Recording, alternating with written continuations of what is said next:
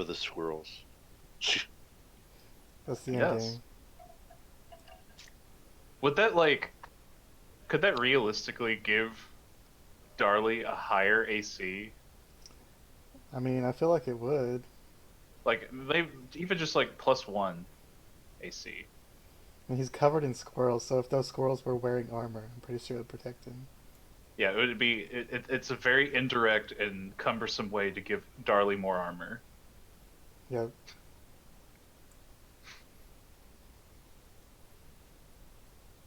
Torch is typing.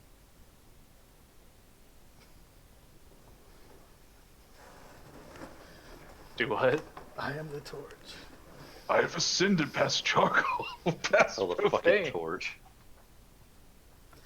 Oh no! Now I'm just imagining the torch speaking as Hank Hill now. Oh no! That's gonna be the torch's voice from now on.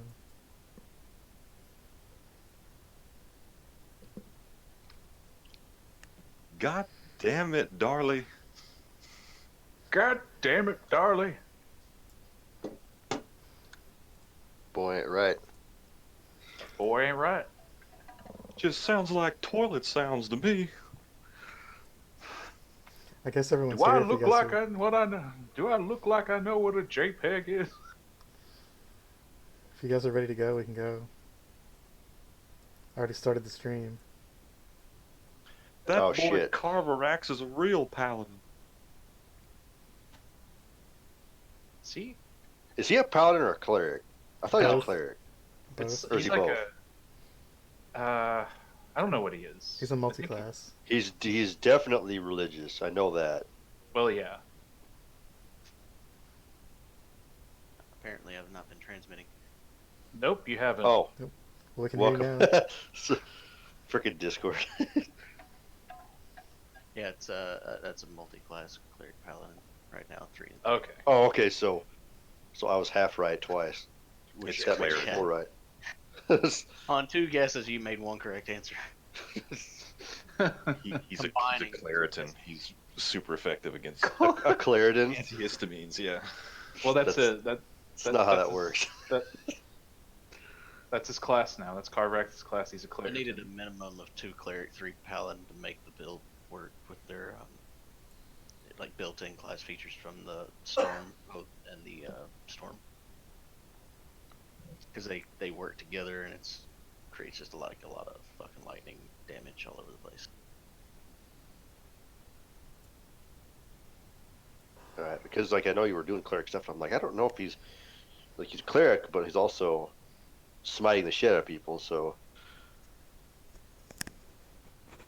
I keep going back and forth on how I want to continue the build, and my original was just go 3 paladin and the rest cleric, and be primarily like a spellcaster, but they could sit in melee range. But you know, with the power of smite, it's kind of hard not to want to level up paladin a little bit, get that extra attack and all that jazz. I might go 5 and 5 by the time it's all said and done, but I don't know yet. you'll have to look at what you get for your slots and all that stuff to see just how much spellcasting you want to do. Because doing one more cleric will give you more spells. Yep. Right, and that was the whole purpose of going heavy cleric and just 3 paladin. Yeah. Those higher spell slots that I could use for divine smites, those higher spell slots for guiding bolt that can be converted into lightning damage instead of radiant Mhm. damage for the sake of, you know, the and then there's the built-in components of the classes that allow me to like maximize damage fully. So like casting a high level guiding bolt and having like 8 d8s or something all just straight maxed on a critical roll or something would just be insane.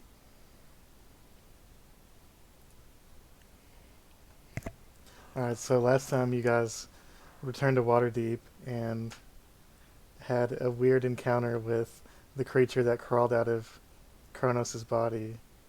Oh yeah, that. Yep. And I like to imagine the whole the Ace Ventura thing where he pops out of the hippo's butt. There Yep, you go. except for more gruesome. Yeah, it was a little more So gruesome. it came than out of that, the for sure. head instead of the butt, but you know, Yeah. it's funnier the other way. Hey man, an orifice is an orifice. Yep. That's my motto. Oh, look, Kronos is giving birth. And then there was some expository banter with a Loxodon. Yes. Yep. A Loxodon that turned out to be not a Loxodon. I honestly didn't see that coming and feel like Yeah. that might have ruined a whole plot point. Yeah, I think I accidentally ruined something, but that's okay. That's what I do. I was just suspicious. I was like, okay, you know what? We're gonna force his hand. I'm gonna suggest him, and then shit went south. So Well, I expected you guys would think that his new character was a Loxodon, but I mean, if you get high rolls on insight and stuff, you're gonna figure it out. It's just how it goes. yeah, you just got Ectur's real fucking suspicious. You just gotta watch out for that guy. Yep. I mean, let's be real. The only person that actually knows what's going on is the Torch. So Truer words. So after you get back from that dinner that night, Fallon tells you all that she wants to go off on her own because her patron is calling her to another task, and she wants to try to bring back Kronos' soul to bring him back to life. And she says that if she manages to do that, that she'll return and with Kronos alive to you guys. Oh no. all right, everyone we need some tearful goodbyes. Yeah, and then there's a big Just be mindful that you don't become a nun. there's definitely a scene where she cries a lot. No one else does. Yeah. Uh, It's not like I'm gonna miss you guys or anything, Baka. Yeah. And she says that she'll definitely see you all again when her patron calls her back. And then she leaves. Well, she summons a rainbow cotton candy swirl and disappears into imagination land. Yeah. Yeah. Celestial plane, in other words. She rides off on a unicorn. Yeah. Probably the unicorn from the Tiefling encounter and the other.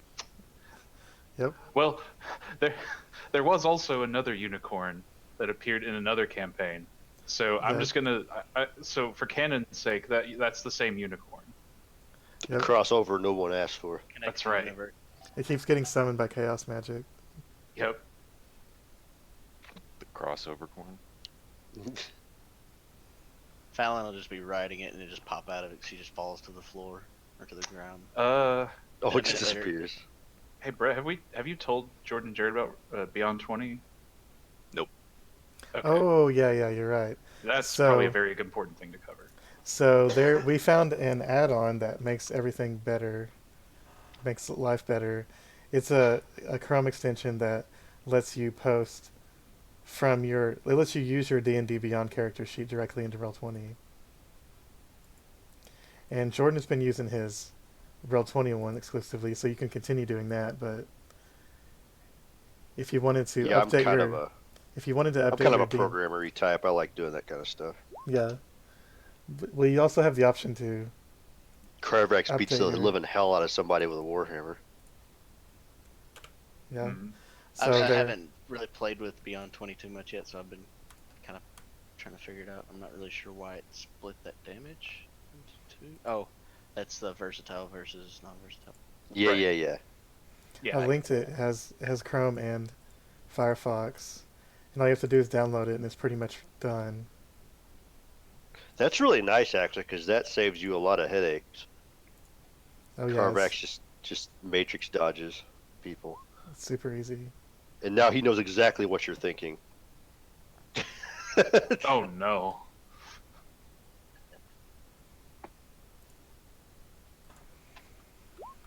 He's giving a play-by-play of Carvorax. He's also good with the ladies. At least he Yeah, thinks he mediocre. is. I'll just give you guys a really fast example of how to use it because it's super easy. So go to this Twitch link, and Finders keep. you should be able to see my screen. I'm gonna go to Select a tracker. my ranger. Wait, no, I can't do that because it won't post in this campaign. I'll go to one of you guys' character, I guess.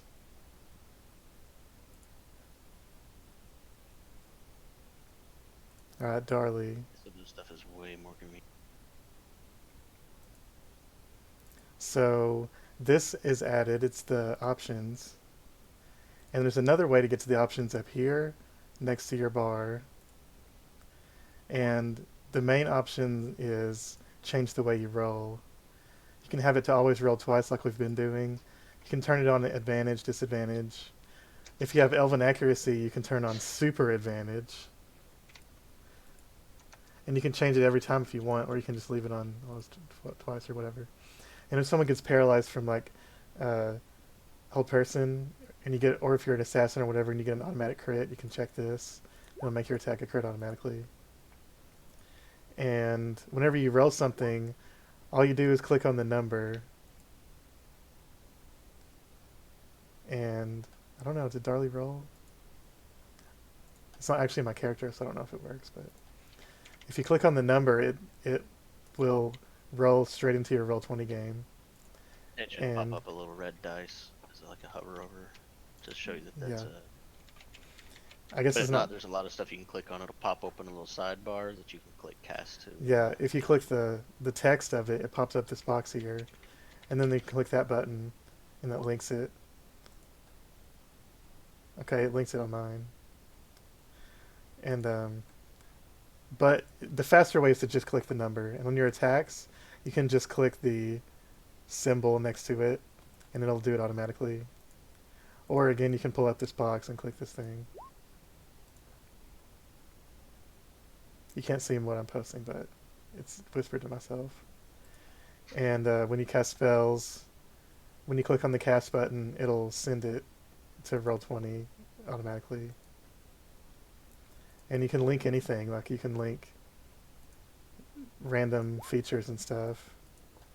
It'll post it. All you have to do is just have them both open in different tabs. And also when you change your health on here, it changes it on your token in Roll20 automatically. That's pretty much it. It's super easy. I'm not getting it to work. Did you install the Chrome thing? Firefox. Firefox? And you And should, I've been using Firefox and it's been working. as long as you have D&D Beyond and Roll20 in your tabs, you should be able to click. Oh, it might be because of the name. Yeah. Kronos Evercroak. Is your character sheet name Kronos Evercroak? Yes. Oh, well, it should work. I don't know if you have to do like who you're rolling as.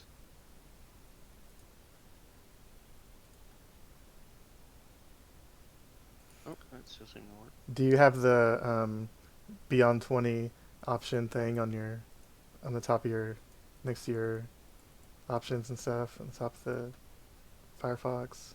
It's like a red D20 symbol.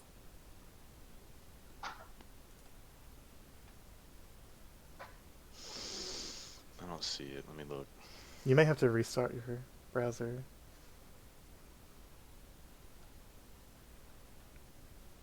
And at the top of your character sheet, next to share and short rest and long rest, it should have a button for Beyond 20.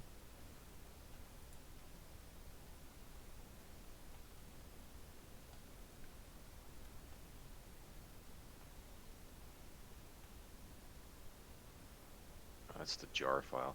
Let me reset my browser.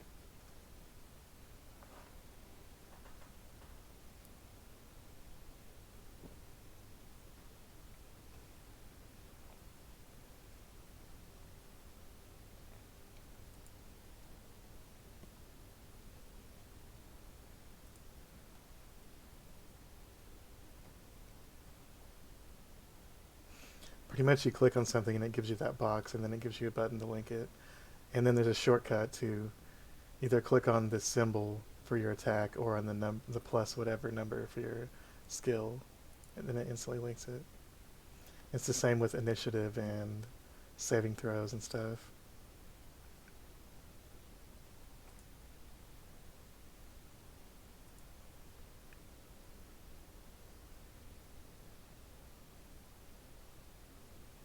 In the options, it says that you have to select a character sheet template that you use in Roll20.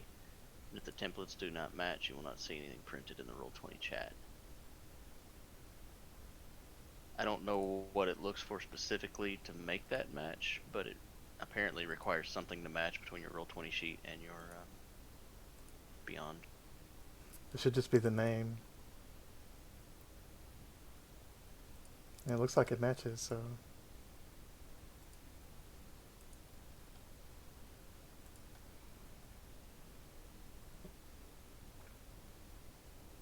Hold on, I reset.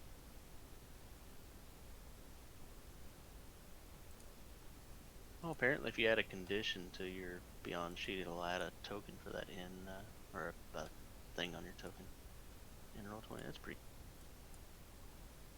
It's got rules for how to use criticals. Okay, Change red how you box. do those. Is it like a drop menu from the side, I guess is what it is? Yeah, there's a red D20 at the top of your Firefox, and also there's a button next to short rest, long rest, share on your character sheet for Beyond 20. Or there should be. No, there's just the builder button. It must not installed correctly then. Drew said it worked on his Firefox, so I don't know. Drew, Yeah. do you have Ghostery on yours? Have what? Ghostery. No. Oh, if Jared, if you got Ghostry on yours, you may have to pause it to make it like not be shit, because sometimes it makes things not work. It's like an ad blocker type of thing. Ah, Oh, it could be, yeah. that could very well be, yeah. Specifically, it blocks trackers and cookies, but yeah, that can do stuff.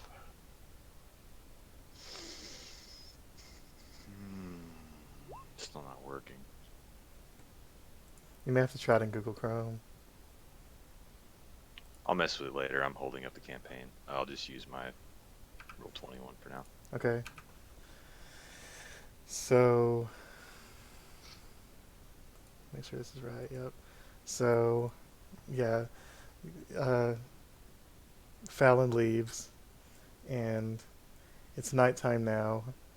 There's a certain tavern that Mista suggested that you go to, but it's up to you guys if you want to go there now or wait till the next day, or if there's any more shopping you want to do.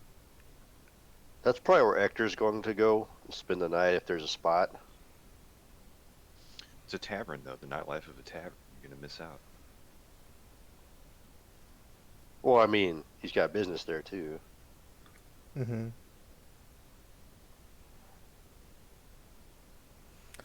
And it was Darli under, grows tired of shopping, so he's gonna go to. yeah. Go out in the woods. Well, that would be the ideal.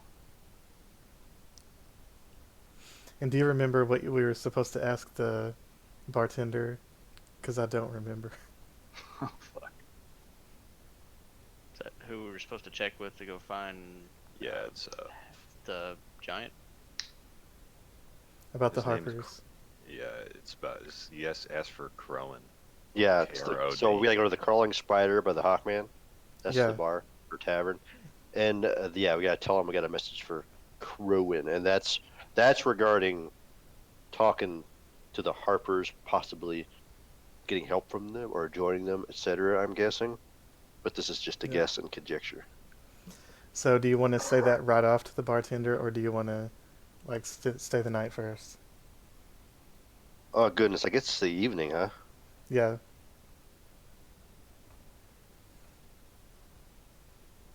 Yeah, let's get right to it. I want to talk to the bartender. All right. He says, We go "Oh, travel got to some the bar. colorful folk. You all look like adventurers. It's a silver piece for a single room here. Doubles or 2 silver. Is it one silver or 2 silver? 2 silver doesn't for a matter. double. Oh, I got it.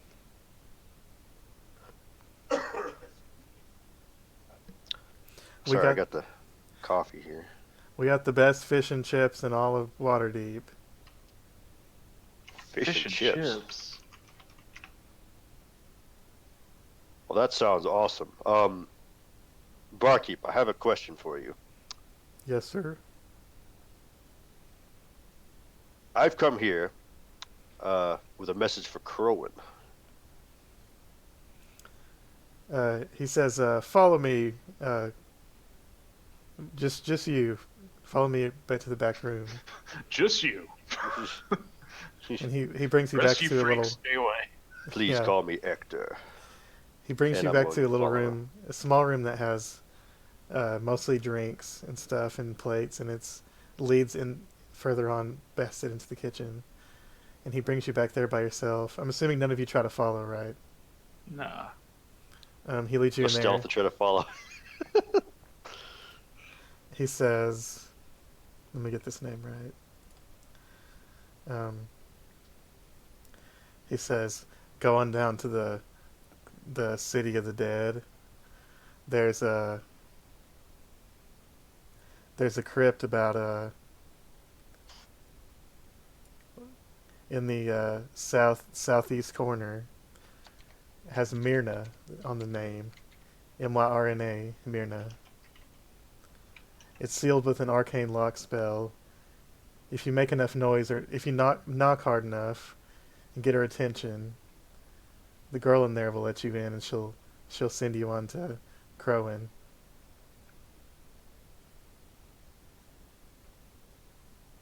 All right, well, and I'd also like a room for the night. I'm going to give him a silver for a room.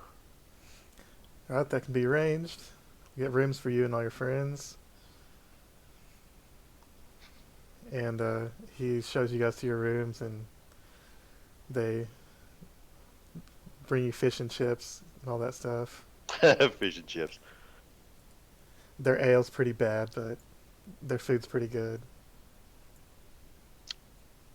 Ector's going to be staying up at night reading his books. He's gone to a very interesting part of it.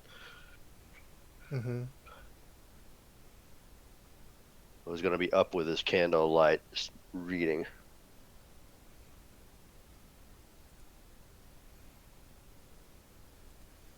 Eating his cold fish and chips because he forgot to eat it when it was hot. So it's too bad. Yep. So you're part of the way, halfway to the next level on the tome. So anything else you guys want to do that night? Let's see here. Just eat, drink, and go to bed. Can I make a roll to see if I found out anything more about the origin of this book? Make a Arcana check. All right.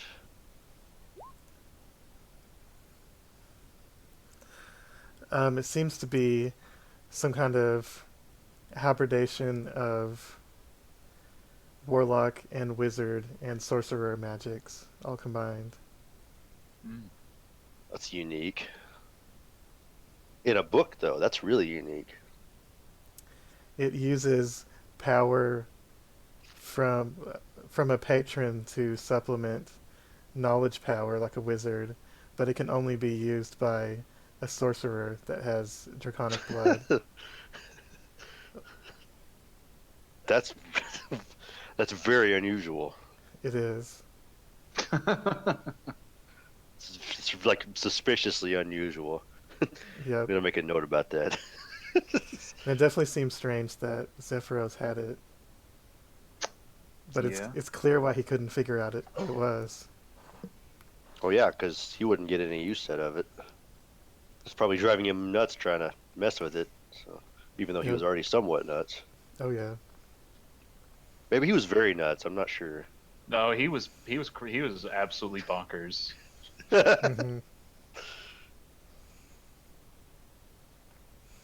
So Darli, did you go to sleep in the tavern? Yeah, I'd say he would, Okay. but this would probably be the last night. Like regardless of what we do, he what we do tomorrow, he will leave the city. Yeah, he's gonna snap. Mm-hmm. So, as you all fall asleep, you start to feel your stomach kind of feels bad, as if maybe you ate something bad. And then you can feel like, as you start to drift off into sleep, you can feel a heat and a extreme wind that's kind of blowing sand, gritty sand onto your body, and you start to hear a echoing, clashing sound that reverberates over and over and hurts your brain. And as it slowly kind of winds down and reverberates, the sound of a bell, you awaken. Well, you don't know if you're awake or in a dream, but you Uh-oh. you are aware of your surroundings at this point, and you're standing in a let me drop your people. You're standing in an unfamiliar place. Drop the people.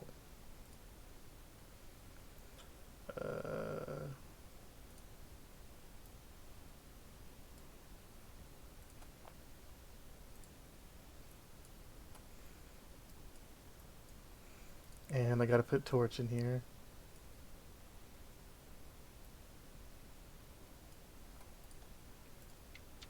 Gotta have torch. Alright. So now can you guys see where you are? Oh, so we're all in this together. Thought this was just like one person's thing. Well, strangely enough, you see all of your traveling companions here.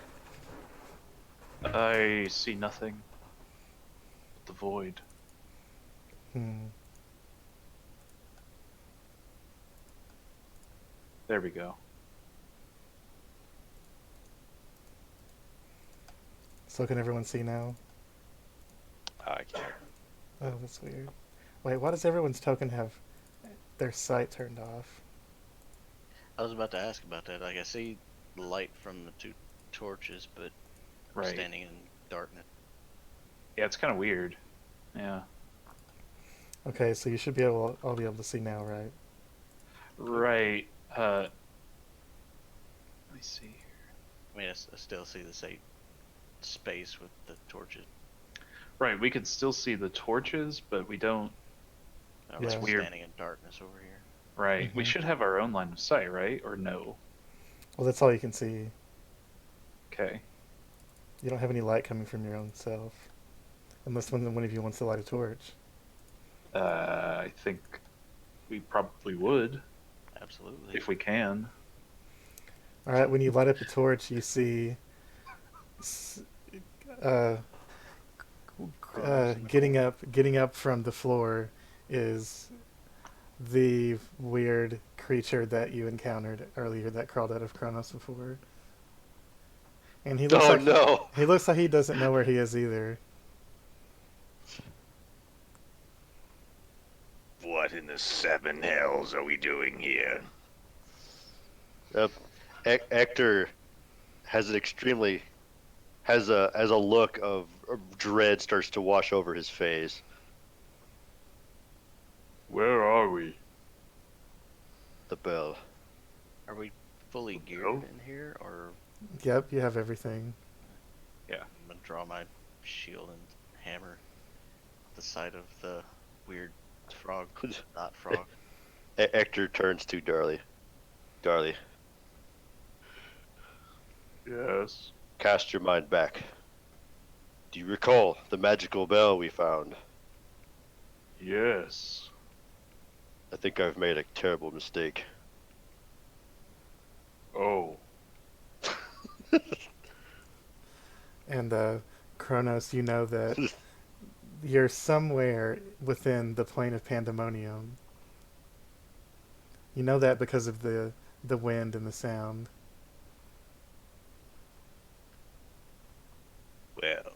Strange companions. We have found ourselves in Pandemonium.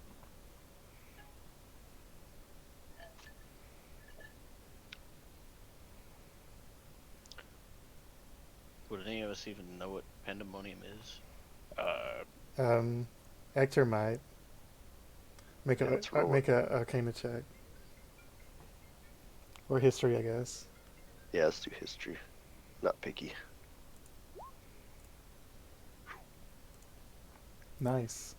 Yeah, Pandemonium is a realm of pure chaos that is made up of devastating windstorms and sand, and 1,000-foot tall elementals walk around it, and there's beings of all different types that live here. It's not an inherently evil place, but it's definitely an inherently I was gonna dangerous say place. this. Pandemonium, the realm of chaos, sand and wind. So you Never- better keep your wits about you, or you'll never leave this place alive. I just wonder how we. It must have been that infernal bell. Blast! If I had been paying attention, I wouldn't have used that for a tripwire. Well, there's no use nitpicking about it now. We have to get out of here.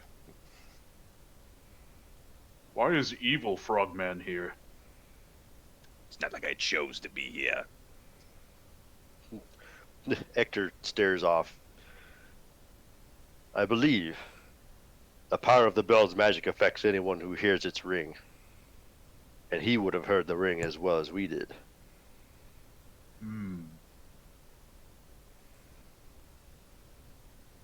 Well, if you're ready with your expository banter, we're in the middle of Pandemonium, with barely an idea of how to get out.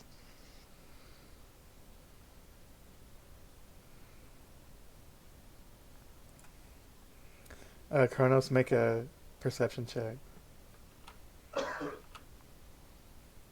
Kronos is going to look to Kid's layout.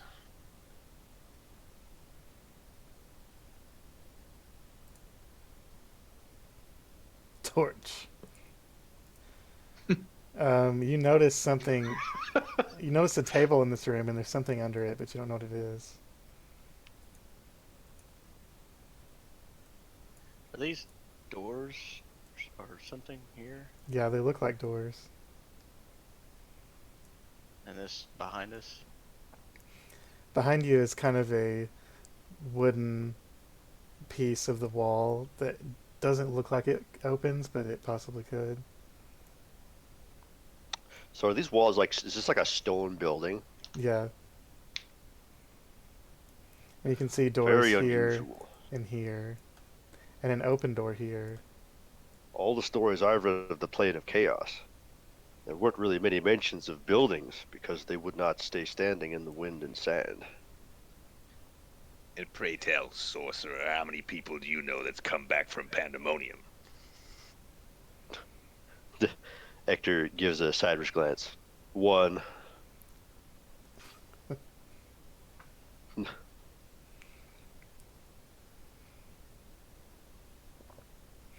Well, regardless, enough dawdling if we don't get out of here. We're all going to end up dead meat. Just like your friend. I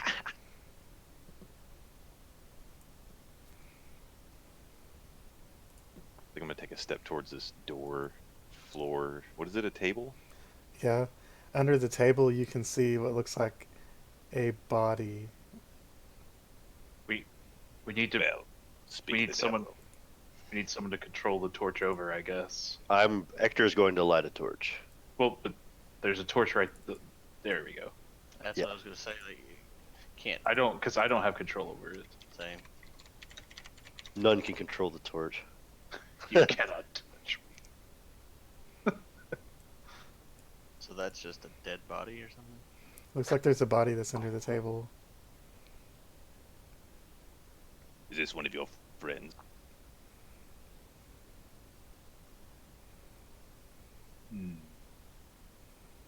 I'm going to try to get a good look at it. When you look under there, it looks like make a Make another Arcana check. Arcana. You don't know what this person is. They. Let me see if there's any kind of picture I can show you. Probably not.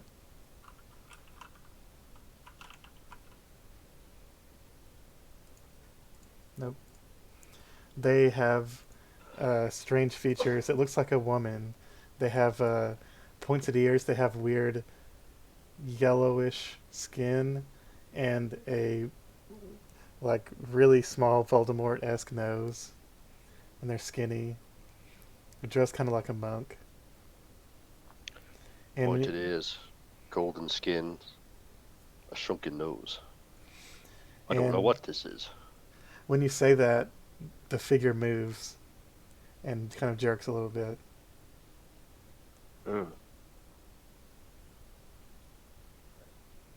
Ectur's gonna back off a little bit.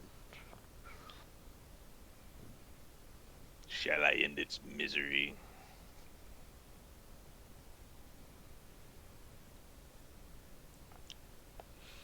I'd like to make a check to look at the walls and ceiling.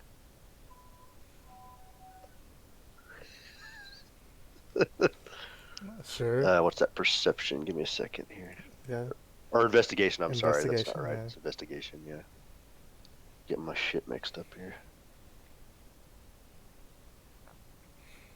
All you can tell is this, this injured person crawled up here. You can see a trail of blood. And there's a door over here. That's all you know. And a table. of Oh, is that course. where the trail goes? No, the trail goes up to this door, Oh. out from the main room. Like, I'll check this door over here, see if it's unlocked. it's locked. What about these other two? If I come check those out as well. They are also locked. Let's see. The toad person is going to raise a shriveled finger at the body, and then before you think that he's going to shoot lightning bolts out of his fingers, he's going to cast Healing Word on it. Oh, that's unexpected. You can hear the figure go, What happened? And she tries to peer out under the table and sees all of you, and she pulls back, trying to hide. It seems you were trying to get out. Pray tell, where is the exit? Who are you? I am your worst nightmare. The thing that nearly killed me was more terrifying than you. Ooh. Well, let's not say much. Check this door inside this room. It's unlocked. So, Pray tell, since we saved you, could you please tell us what awaits us? how did you get here? You look human. She's looking at the other, looking at Ectur and Darli. She says, "You look human. Where are you from? How did you get here?" Well, we went to Waterdeep. We fell asleep and we were brought here by the magic of a cursed bell. Oh. She says, "You came at a bad time. Do you know where you are now?" I haven't the slightest idea. I know we are in the plane of Pandemonium, the realm of chaos. You were right. This is a Getzerai library, and creatures that we had locked here have been broken out. My master is under the thrall of one of them right now. At least he's trying to resist it anyway. I don't know how many of the others are still alive, but there are monsters around this place. I crack this door open and take a peek.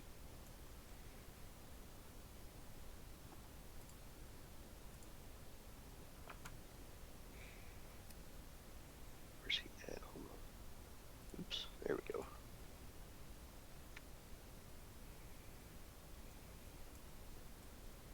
make a history check on the Gitzerai? Yeah. Ooh. The Gith are people that were enslaved by mind flayers for millennia, and they finally broke free and split off into two factions. The Githyanki are very militant and pretty much evil aligned, and the Gitzerai are monks who are trying to achieve enlightenment. Both groups of Gith are psionic, and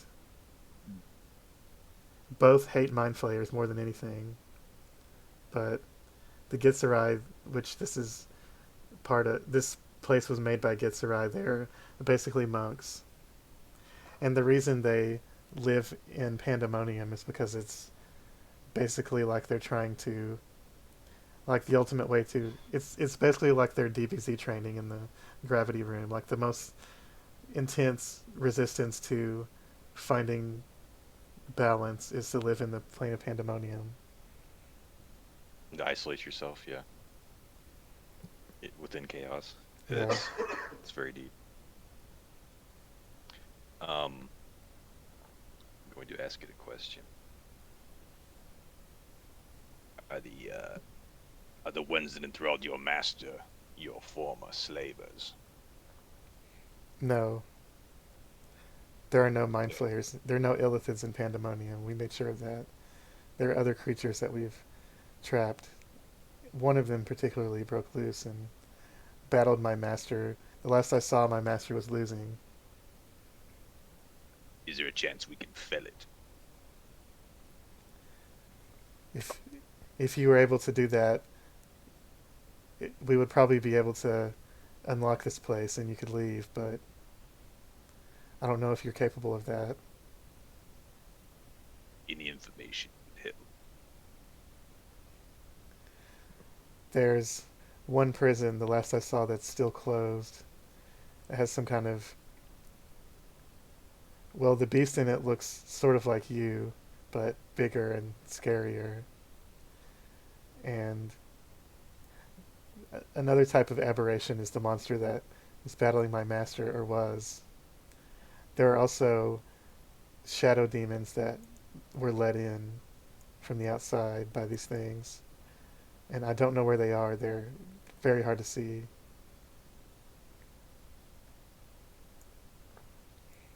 That's all I know.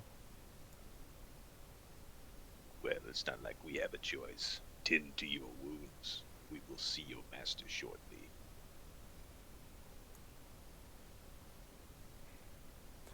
She says, "Thank you for healing me. I'm just going to continue hiding until I recover."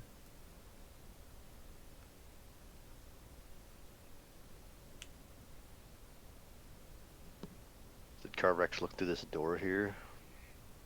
Yeah. Looks, you don't see anything of note in there. Just a couple of one door.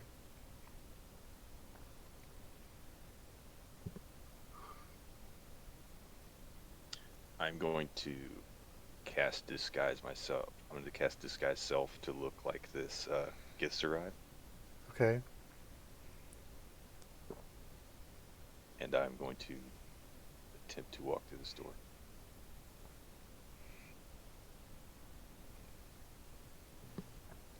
Alright, you walk in, and you see a cooking stove area, and a door over here, a smaller door, and some kind of wooden piece of the wall here that doesn't look like a door, but you don't really know what it is. It does have a window on it, though. Do I need to roll investigation to see the blood trail? No, the blood trail doesn't go through this room. It goes from the main entryway into the table room to where that woman was. So basically the door we came into Yeah, to where she's at now. yeah. I'll just draw it in neon pink. Or blue, whatever that is. The coast is clear.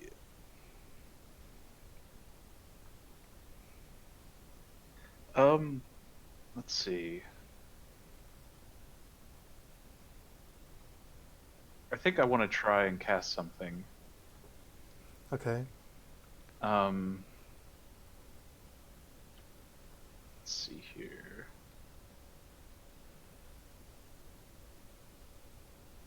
I think I'm going to expend a spell slot and cast Primeval Awareness. Okay. So, within a mile of us, I can detect. Or, I'm not in favored terrain. This is Pandemonium, but within a mile of us, I should be able to sense a bunch of stuff. Mm-hmm.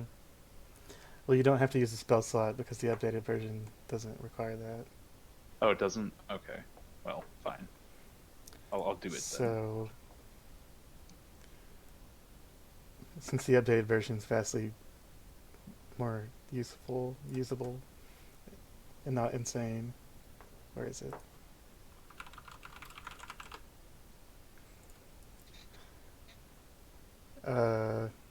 Let me see here. Primeval Awareness. You don't have to spend a spell slot, but you have to spend 1 minute in concentration. Okay. And you can sense whether any of your favorite enemies are present within 5 miles of you. Alright. So what are your favorite enemies?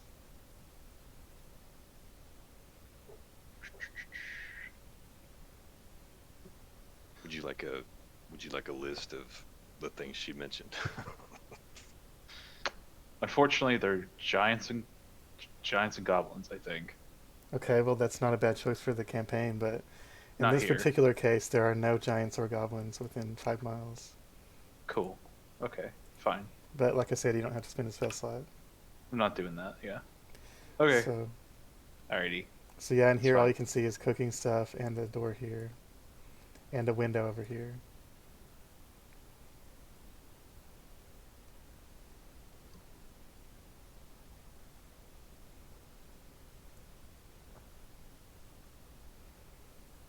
Okay. Pots Up and here, and pans. crack that door and take a peek inside. The door is unlocked, and there are stairs that lead downwards into kind of narrow stairs that lead into a dark area. Oh, I meant to ask about that. The stairs that were out in the main room or whatever, were those going up or down? Up. This is a narrow staircase that goes down into a dark area. Presumably a basement or something, pantry or some sort, maybe. Can I reach this window? Yeah, you can. Can I look at it? You see a massive desert with plateaus, stone ruins. In the far distance that you can barely see through a sandstorm looks like a massive figure walking across the landscape that looks like it's bigger than any of the plateaus that you can see. It's got to be at least a few 100 feet tall. This is definitely Pandemonium. Best keep your wits about you. Well, we've got a narrow staircase going down here, and then out in the main room we have stairs going up on either side. So where do you want to go? You better let me go first. Be more than happy to let you go first. I'd rather not keep my back to you. I'll take that as a compliment. Are you all going to follow downstairs? Yes. All right, you find your way. Go up and to the right, and you'll see it. Is there a torch there? Can you see? Maybe not. Yeah. Yeah. Yeah, Oh, you can. Okay. it's a small room. Looks like Yeah. barrels, maybe. This looks like a cellar. Oh. There's a cellar here. There's a lot of food stores, and right here. There's a small chest with a padlock on it.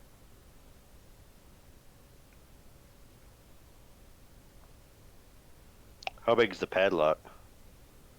About 3 inches wide. Oh, it's a Not pretty very good big. size lock then. Yeah, it's probably not easy to break off. Maybe with a big enough hammer or anything's easy enough to break off. That's true. We don't even know if it's locked. I'm gonna use my mage hand and try to open it, see if it's locked. It is locked. Okay. Did you get some fancy new thieves tools? I did. I'm not proficient with them, but we'll give it a shot. I'm Alright. gonna try to pick of the lock. Make a sleight of hand check. Yeah, 1 second. What on earth are you doing?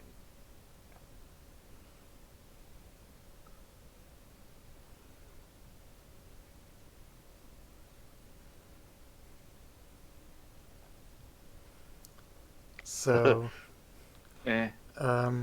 you can't quite get the tumblers off, but you get it. Okay. You get it kind of close to where it needs to be.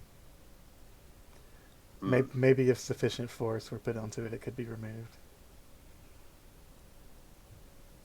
I think we need a bigger key.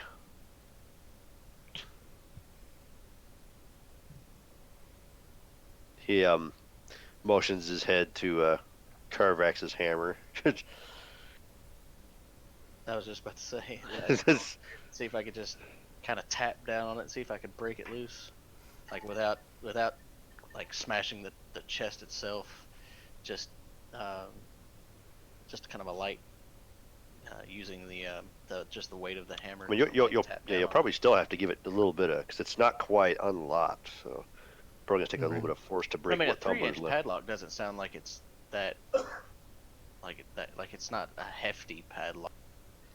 Hmm I mean, something that just the weight of a warhammer would be. We're also in a very strange place, so it could be a bomb. I don't know. Yeah, that's Yeah. true too. All right, make an attack roll with your hammer.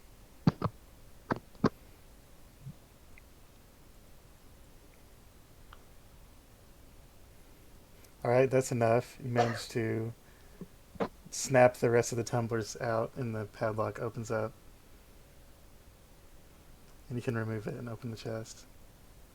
Does there appear to be any like traps, I guess, or magic on this chest before I hope? What's your passive Anything that I- investigation? Passive investigation 9. You don't see any. Then I'll flip that lid. All right, when you open it up, you see 2 cloth bags inside that are holding round shapes. Grab one and toss it to Ectur, and then I'll pick up the other and open it up and look inside. Inside both bags, you see each bag has 2 orbs inside that look like gems, but they're perfectly smooth. They're about the size of oranges, and one's yellow, one's orange, one's purple, and one's light blue. They Each look bag like, has identical. yes. orbs in 'em. Well, no, they're 4 different colors. There's 4 total, 2 in each bag, Oh. and they just look like gems. They're just perfectly smooth. I'll hand my bag over to Ectur too and ask him if he knows what these are. Well, I could make a roll, see if I could. If I've I'll ever just- seen anything like this before. I doubt it, though. I'll just cast Identify.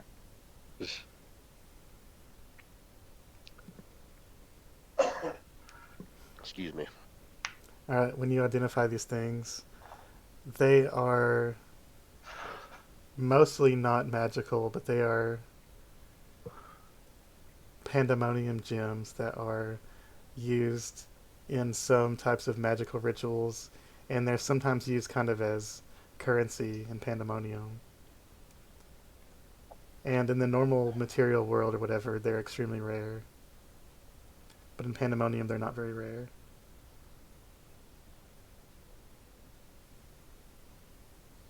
We may need these for components later. I would suggest holding on to them. I still hand mine over to Ectur. Mhm. Let him have all 4 of them. Ectur raises an eyebrow. What are they? They are stones of Pandemonium.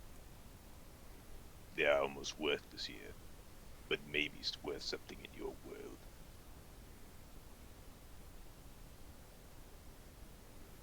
Anybody gonna grab any food or anything like that from down here? No. All right, you guys gonna go back upstairs? I guess I'm raise gonna- food rations and I'm Ectur. gonna- Ectur yeah, is going I'll look to in pop one of open them. some of these barrels and look in these because he's in a strange place and sometimes Mm-hmm. there's weird stuff. Yeah, They're all- gelatinous cube. Possibly. They're all full of barley, and one of them's full of ale, and one's full of fresh water. One's full of just various vegetables.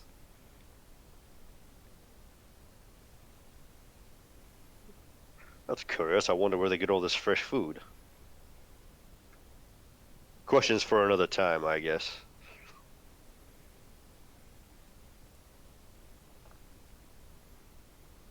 Are you guys gonna go back up? I'm gonna look under the chest. There's nothing there. Okay. I suppose we've wasted enough time down here. Back up. The longer we stay here, the more stupid crap I'm gonna do. Yep. So you go back to through those rooms back to the main entryway where you were at. You see. Is this a water fountain? Yes. It looks pretty nice, majestic looking. There's a door here. There's a door here. There's a door here. All three of these doors are locked. I checked. Yeah. And there's stairs on each side. The only way to go is up, it seems. Unless we want to break down a door.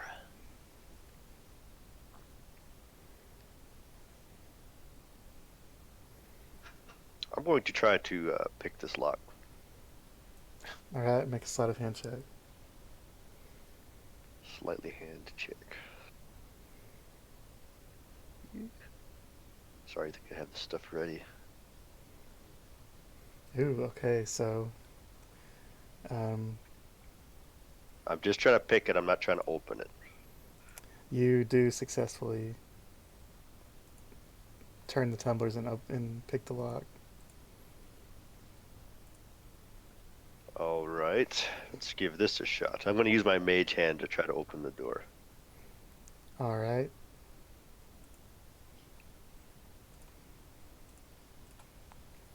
It opens. Can I see it? Is there any light coming out of there or no? There is not. You All can right. see two figures in there, one large one and one smaller one. Oh God. I think I see something. Someone? Did you not remember that she said that they were imprisoned here? Is anybody gonna look through the door? Yeah, I will. You see what looks like some kind of shrine, and there's a Gith Sarai person casting some kind of spell on it, and standing over him, kind of like commanding him maybe, is a huge demonic amphibian looking creature.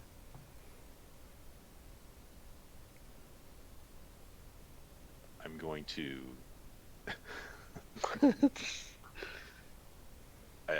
I'm going to cast Detect Thoughts on the demonic amphibian creature. Okay. He needs to make a, or no, you get it. You get his surface thoughts, right? Yeah, just He's surface thoughts. he's trying to basically on threat of death intimidate this Githzerai monk to desecrate this shrine. And that's what the monk is trying to do right now.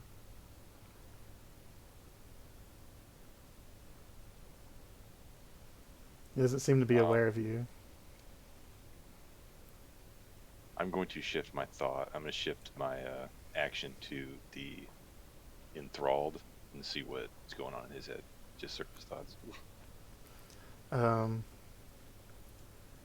He's thinking about how he hopes his wife escaped, and he hopes his master manages to defeat the monster and save them.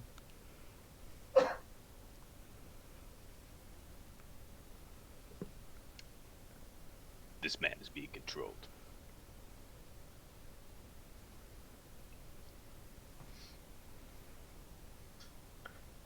Do you think he could help us?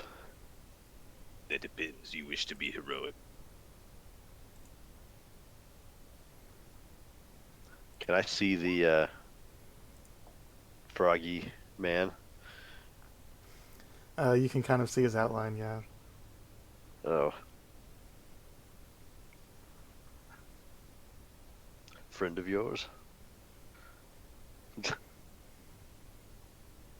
Ectur's asking the frog or Slaad. At this He's point, ignoring you. at this point, at this point, it turns toward the door where you are, and it just goes, "Ah," and it starts moving toward you. Everyone roll initiative.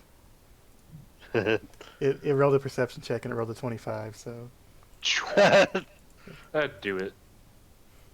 Remember to select your token, and then you can click initiative.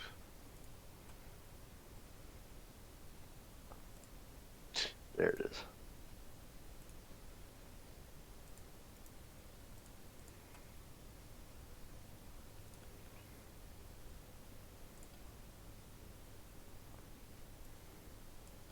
Oops. Didn't want to do that. There we go.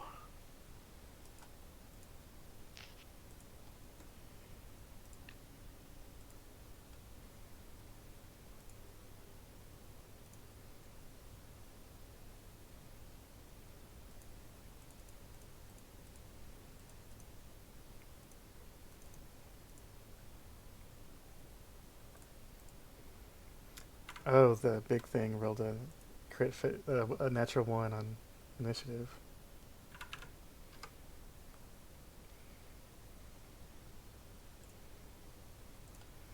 All right. Carvorax is first. I'm going to reach into my pocket and pull out a pair of rings that I picked up in town. Let's say a little pair of Hobbit, and Skew it. cast Warding Bond on these rings. Hand one to Ectur beside me, put the other one on, and instruct him to do the same, saying that, stay close. This will provide extra protection. And Nice. you get this. And then with my With I'm gonna Warding step Bond. Oh, into the door. +1 to AC and saving throws. I see it. Block Okay. the doorway there. Trying to place that torch where everybody can see, but I don't know how well that's working. I can definitely see the whatever that is. Yep. Super frog. And then I don't think I really have any bonus actions I can do. Yeah, nothing. Okay, Kronos, you're next. I can do. Hang on, one other thing.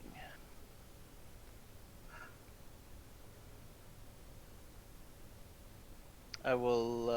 Just for shits and giggles, I'm gonna, as a bonus action, I'm gonna use.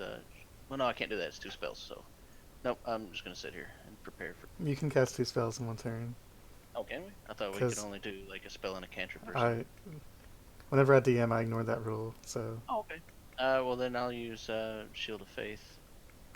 And give myself an extra +2, so that's going to be a total of +3, plus an additional 1 on saving. all right. Is there a shield? No, there's not. There we go. All right, now Kronos, you're up. As a bonus action, I'm going to have Darli have a flashback in his mind where it just says "remember," and he's going to get a bardic inspiration token from out of nowhere. Remember. Okay. Okay. Kronos is going to move into the room and kind of back into this corner so that he can see both of these guys, and he's going to cast Bane level 2 on both of them. All right. Nice.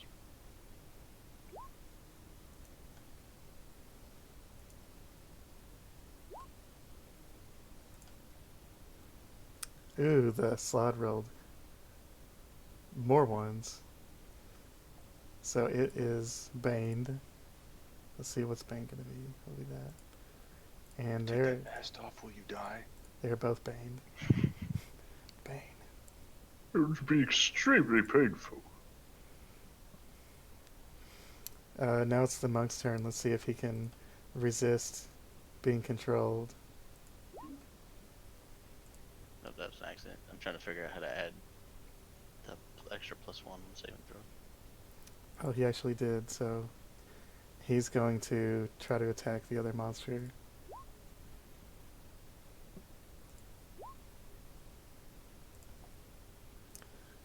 He got one hit in.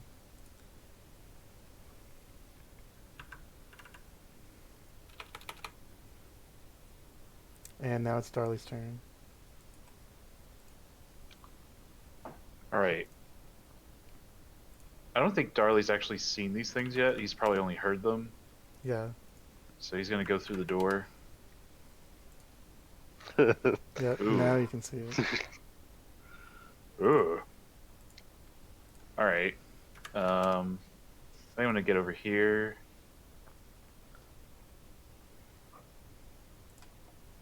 Actually, yeah, right there. I'm gonna shoot the big one All right. with my bow.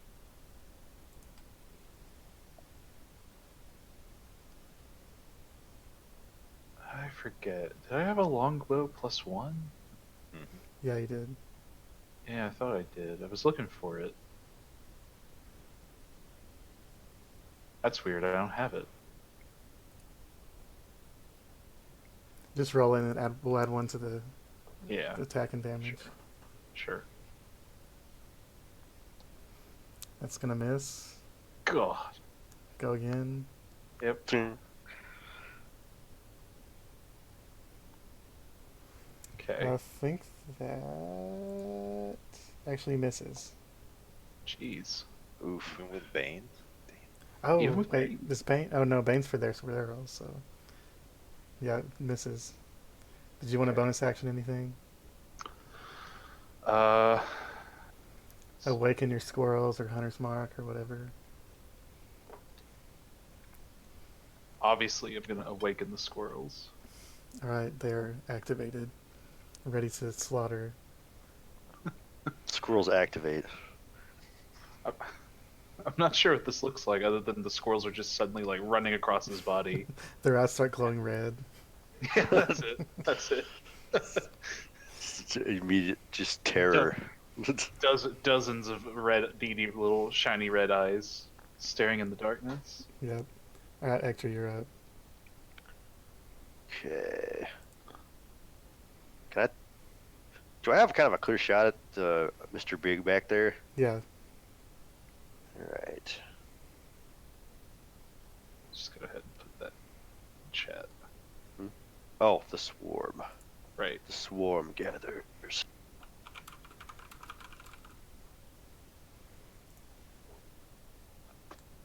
Ectur kind of peeks through the door. Take this, fiend. He throws a flaming orb through the door at our boy the big. I guess that's a Slaad. I don't know what that is. See if it hits or not. This is fire. It does hit. Takes 18 fire damage. Though he does seem kind of resistant to it. But it still hits him Perfect. for a good chunk. Blast. Fire wasn't a great choice here. That's my turn. Alright.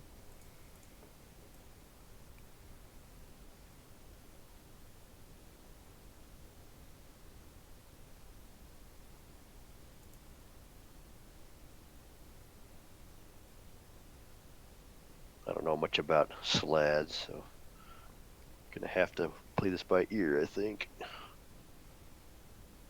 Hmm. They have a pretty high AC, is all I know. They do. Uh-oh. What? What is it doing? 3, 4, 5. Looks like it's running through a wall or something. It's gonna cast Fear, and it's gonna hit Kronos, Carvorax, and Darli. Uh-oh. I was trying to figure out the cone. So you all need to make uh, wisdom saving throws, and Ectur is out of range, so you don't have to. Lucky me. Oh no. Plus He's gonna an run up and additional punch me in my one, so that's a face. 20. 20 definitely saves. Excuse me, lordy. Well. Wait, what about... Well, no. Kronos, you need to make a wisdom saving throw too. But you should have advantage. Okay, it didn't matter. Oh, God. So Kronos and Darli are frightened of this thing. Okay. So you can't willingly move closer to it, and while you can see it, you have disadvantage on all your stuff, and Okay. you have a chance to break out of it every turn. Got it. I told you And opening this door was a mistake. now it's Carvorax's turn.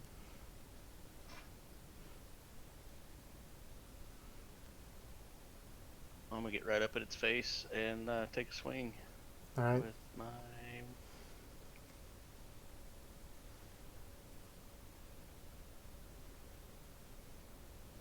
It does not hit. Well, damn. I can't. Well, probably not. It doesn't say I have that. I didn't know if I could do like a shove as a bonus action with my shield or not. I think you have to have the Shield Master feat for that. Yeah.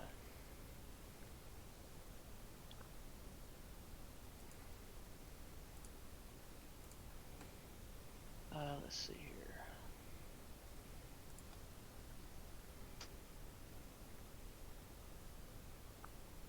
It just says, but it says I have to push. I guess it'd be like attacking it as a Yeah, normally you can use an attack to try to shove. yeah, but I wouldn't be able to do that as a bonus attack. You can only do that as an action, right? Right. Yeah, so then that's my turn then. All right, Kronos, your turn.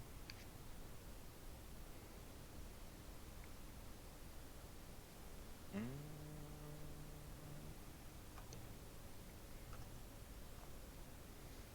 So it's big bad. Probably. Yeah. In this turn, that monk attacked the Slaad, so for this turn, he seems to be on your side.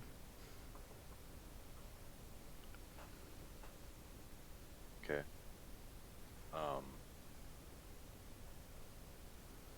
Since I can't get any closer, I will cast Death Coil. Is that in range? 120 feet? Yeah. Yep.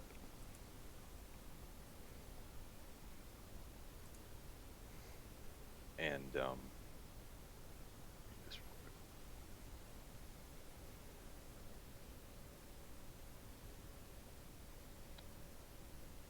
Yeah, I don't think I have any way to fix it.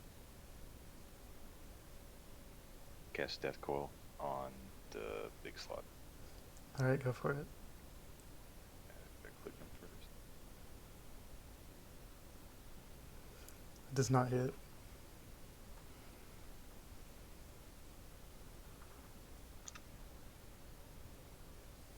You rolled really high on the damage, but it does not hit. Anything else you want to do? Do I get a cantrip? Yeah. Try a Mind Sliver on it. All right, it gets advantage. So let's see. Well, it's a saving throw, right? Yeah. So it would just be neutral because he's banned. Well, he gets advantage, and then he gets a minus a d4. Oh, yeah, And you're right. the d4 actually makes him fail, so he takes 5 psychic damage, and he has to remove 2 d4s from his next attack.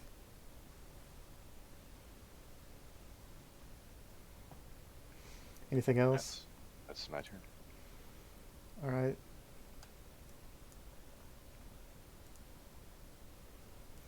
The monk is gonna continue attacking the monster.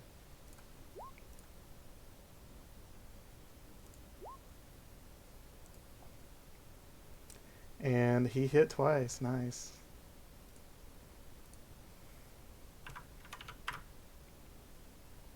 Dragon kick. His attacks also deal psychic damage on top of the normal damage. It's pretty good. And then it's Darli's turn. Oh, and also, Kronos, you can make a wisdom saving throw with advantage to see if you can get out of the fear.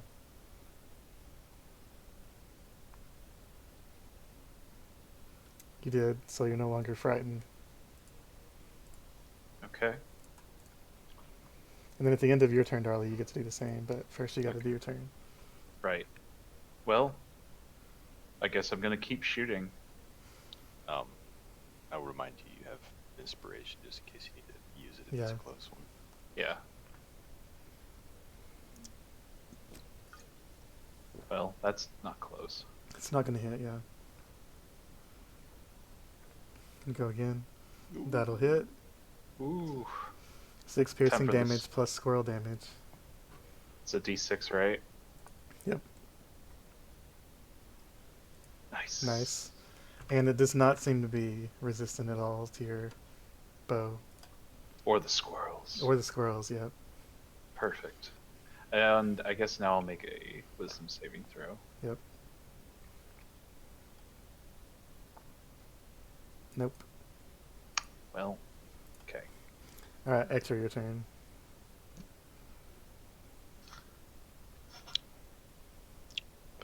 Squinting, Ector summons up another ball of energy. This time it seems to be crackling and bubbling green. All right, you bastards, see how you like this one. This is going to be an orb of acid. Alright.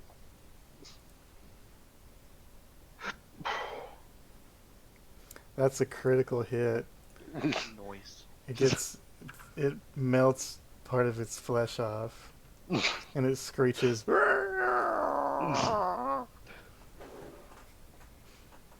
Aha! Seems he doesn't like that. It's definitely I'm going bloodied to, now. I'm going to move out of the way of the door so he can't just throw rocks at me. Okay. Makes sense.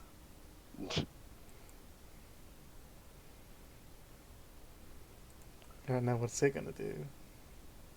Its attacks are gonna get nerfed to shit, so it's just gonna. I wish there was some kind of tool to like show you spell sizes and all that. It's a little basic. It's gonna fireball everyone, including itself, Oh no! except Ectur. Ectur's the only one that's gonna dodge it. So, Can yeah. I tell he's casting stuff? You can't see him right now. Oh shit! If you So could, though. dexterity saving throws for everybody? Yep, and Kronos has advantage, and the Slaad has advantage. Ooh. +1, 18. Oh, it had advantage, but it still failed its own save. Oof. Wait. So Carvorax saved, the monk saved, Kronos saved, Darli did not save. Wait. Bardic Inspiration. Yeah, you can add that. Go for it. That's a D8? D6. D6. Yep, that'll do it. Hell That'll yeah. save you. Remember. Yeah, it's pretty clutch. Came in. You glad he didn't use it on a bow shot? No kidding, right? Just basically, he just fireballed himself. 31 Fireball. damage. So I Yeah. think all of you saved, right, except for him. Yeah. So you all take 15 fire damage, and he takes 31. But he's resistant to fire, so he also takes 15. And I've got resistance also, so that'll cut that down to, what, 7 or 8? 7, yeah. So Ector will have to split that, or not split it, we both take 7 damage. For the folks who have, just as a reminder, Actually- for For the folks who have beyond 20, you can change your health in D&D Beyond, and it should automatically update in roll 20. Yep, it's pretty sick. Yeah. Yep, just did.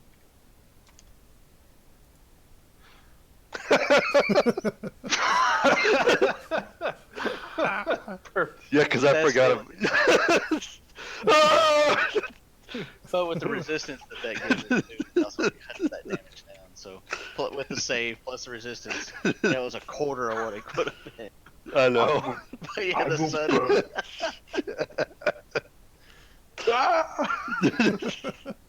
Yeah, because I forgot I have that ring on. So I get to.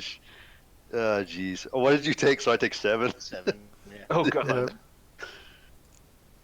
Thought about having that again, but 7 damage. That's fine. That's funny. I'm all trying to be safe. I just burst into flames anyway. Alright, Carvorax's turn. Ectur might not be so inclined to wear the ring next time. Well, I thought you were more like I thought you were trying to be a like melee caster or something. That's why I thought to give it to you because you got like a high AC and everything. That's a fair point. I mean, I probably should have given it to Darli then, since you're ducking behind corners and using cover, which is smart. That's But cool. Yeah, give it to Darli. It'd help him more because Ectur's I mean, I wouldn't say he's chicken, but he's a little more. He can attack from range, so he will. Mm-hmm. I think I'm just going to do a simple Sacred Flame. But instead of flame, it'll be lightning damage. Sacred My hammer shocker. Just like I'm pulling down the lightning out of this. He does not save. So he takes 9 lightning damage, you said? Yeah.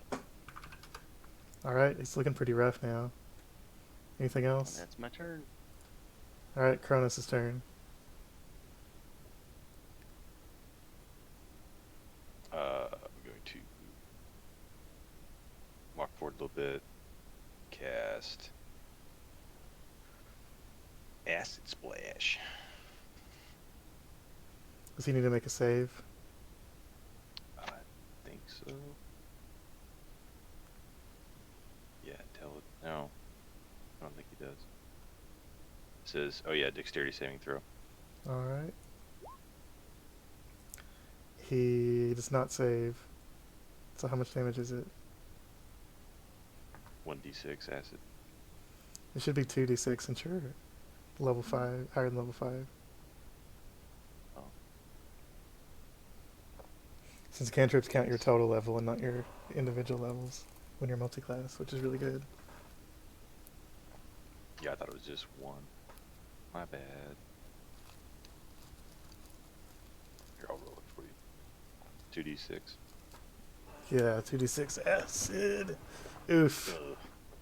Alright, well, he takes 2 acid damage. Gave him dandruff. Anything else? I moved. That's my turn. Alright, let's see if this monk is gonna continue helping you guys. Yep, he is. Dude, Zephyros is handling this guy. Yep.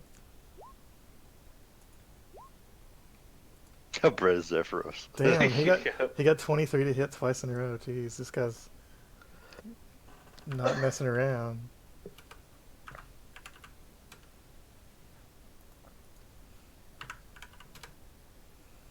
And he actually almost killed it. Despite being baned and having all his attacks have -1 d4. Yeah, that's dumb. Jeez. Alright, Darli's turn. Alright. I'm gonna pew pew. I guess. Well, is there any useful spells? I'm sure you got a lot of useful spells, right? I could cast web, I guess. This Yeah. point is probably better to save spells and just burn them down with whatever you got available. It's Right. not gonna cost slots. Yeah. I imagine this is not the boss of the dungeons. That hits. It puts him. Since he resists it, he barely survives. D6. Squirrel. Oh yeah, roll a d6. Oh no! No. Oh, he barely lives. He barely lived through a squirrel attack. Ah! Yep, barely. What a way to go! The squirrels are crawling all over him, and he's just reaching. And the squirrel's like ripping his eyes out and stuff. Barely hanging on. I have been targeting the big guy the whole time. Yeah. Okay, good. I'm gonna make my wisdom saving throw. Yep. No. Still God. scared. Scared as fuck. Darli. Okay, Ectur, your turn. Ector's gonna walk back in the room. You notice his beard is slightly smoldering and he is smoking.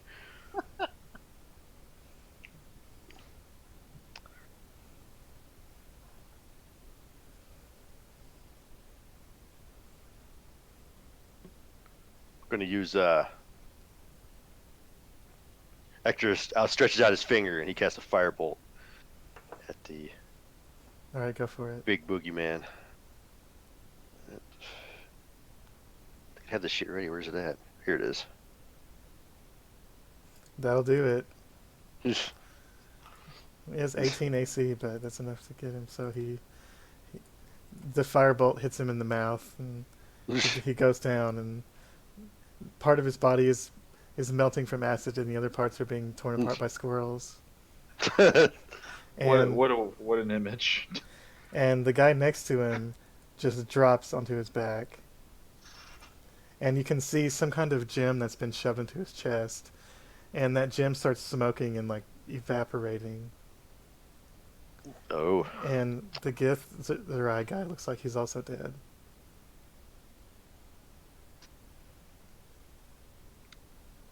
Is that crystal still there? Or is it like going away? It's now pretty much completely dissolved. Is there any chance that I can do like a wisdom or like a medicine save to like try to keep him alive, or is it kind of too late? You'd Can't probably have to spare have the a dying. resurrection spell, yeah. Yeah. Okay. I don't think this one's going to make it. At least he smells better than you when he's cooking. Cast spare the dying on the little guy. See if that does anything. It does not. He's already. Too far gone, huh? I think he's already dead. You'd have to have full on resurrection. Oh, what do we see here? So what's up with this altar here? It's a shrine to what looks like a Githzerai man with a super long beard. And he looks like basically like the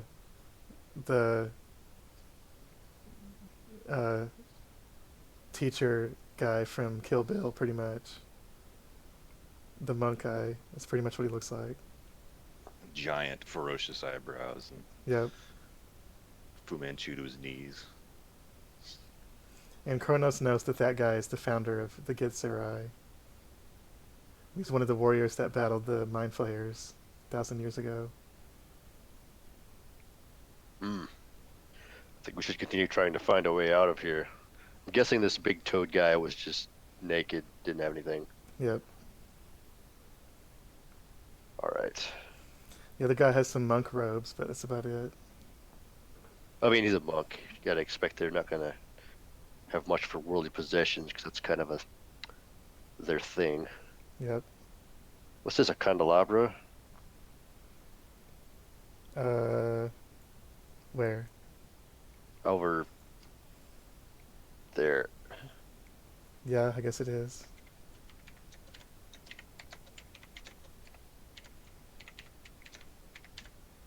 Uh-oh.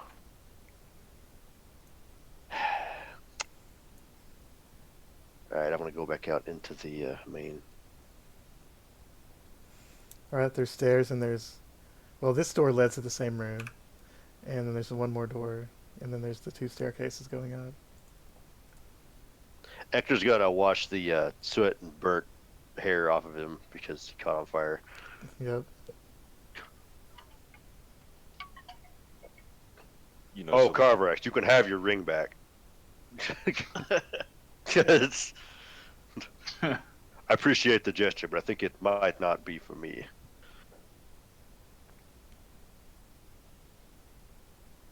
I'll just take the ring, I'll put it back in my pocket. But I had this for another hour, but Darli, you see the little toad kind of kneeling over the big toad, kind of like looking at it. Hmm. Well, I guess if it looks like a duck, talks like a duck. It's a duck.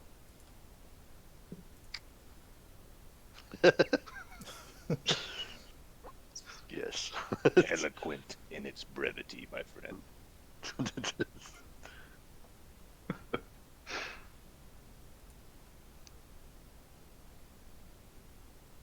Oh, he could have fly. He could have cast fly. Oh well. The roof's probably not that. Great. The Just roof's flying probably not that around. high anyway. So Attempts to fucking fly away. There you go. I'm out. See ya. okay, now where do you guys want to go?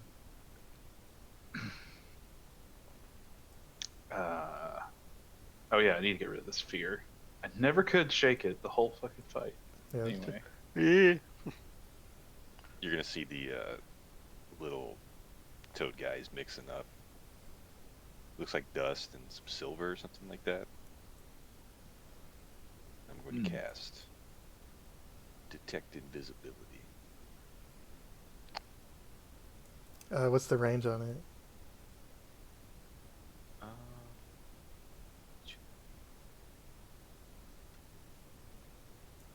See invisibility. It is a range of. It doesn't say on here. Just says Oh, stealth. just sight probably. How long Yeah, does it probably. last? 1 hour. Oh, okay.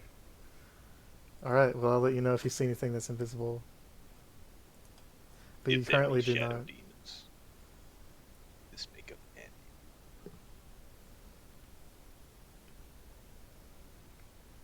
Over to. Oh, he's up there. Well, Carvex, what do you think? Should we go up the stairs? I don't know if I want to go in that other room. Kronos is already heading up the left stairs. I was about to just kick this door down, but if nobody wants to go that way, then I guess I don't want to split the party.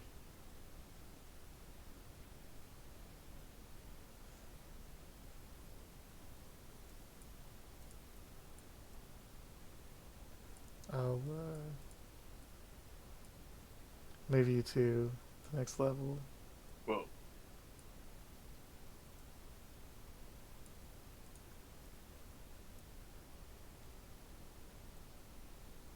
It's to the right. And I guess see there has to be a nothing. torch. I see nothing except for Darli himself. There's your torch. There we go.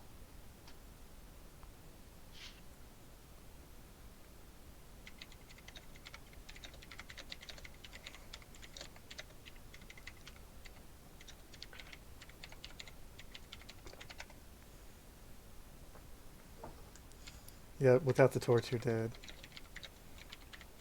Go. So, What do we got? We got Let's a corner see. here. yeah, and I believe you can probably, let's see, yeah. There's Really make out something there. some kind of strange construct that's square shaped, has a square shaped body and little spindly limbs, and it has little wings on its back, flies toward you, and it it uh it flies. It's looking at Kronos, who is disguised as one of the Githzerai, and it says, "The caretaker has been gone for 7 hours. The library is not currently optimal. Do Is you?" this like a little thing, or is this like a giant? Yeah, it's pretty small. Can I make a roll to see if I know what it is? Yeah, make a I guess Arcana check. Yeah, Arcane check. it is a type of Modron, which are automatons from the Automatus from the realm plane of of order. the plane of order, and Darli hates it. these are quadrones. Darli hates it. How strange. Modern in the plane of chaos. I suppose you would expect that, though, being a building in the plane of chaos.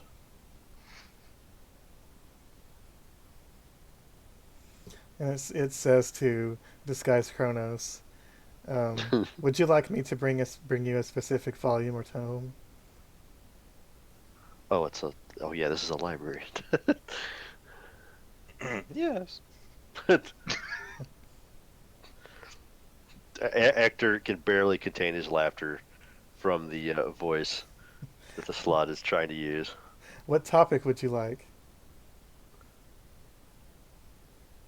Incarcerated beings of Pandemonium. And it just wings start brrrr, and it flies away.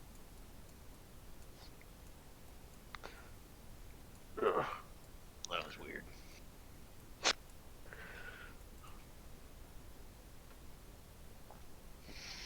I guess these are doors here, I assume. Yeah, Come up to this first one and check it, see if it's locked. it's not locked. Crack it open and peek inside. Okay. Well, I have to get to the right layer. There we go. You see another quadrone in this room.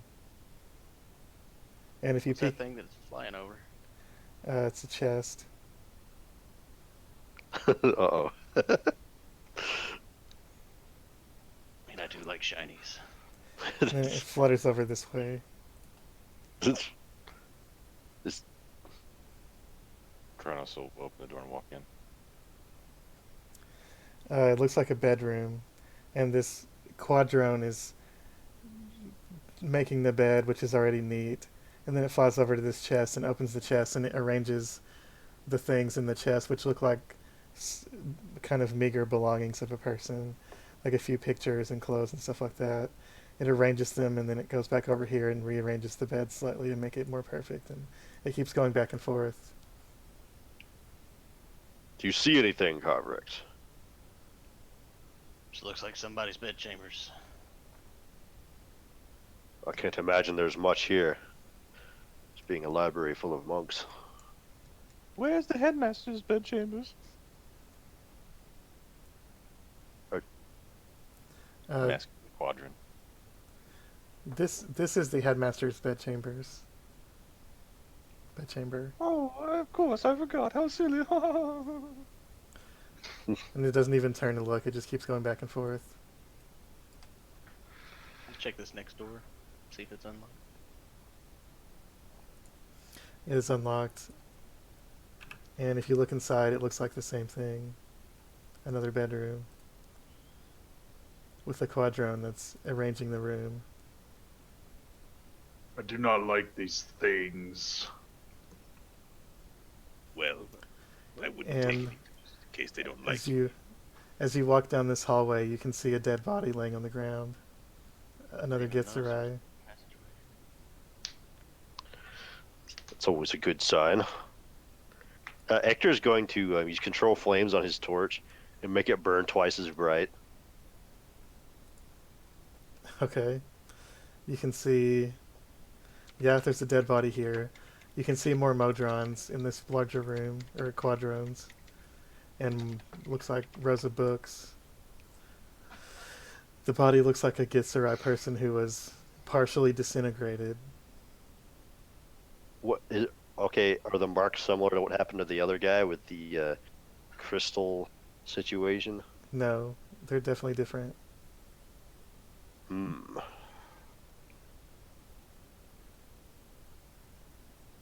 Can I look at the wounds and tell if it was caused by magic? Make an Arcana check.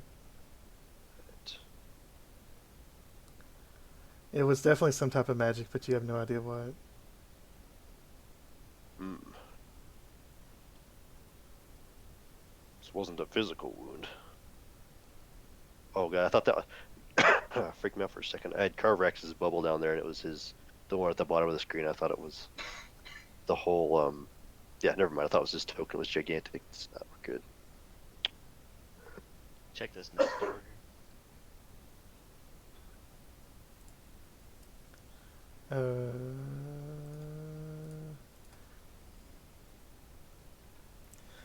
You can see a staircase going up, I believe. Let me make sure that it's going up. Yeah, it is going up. I'll whisper back to the party. There's a staircase here. Looks like it goes upstairs.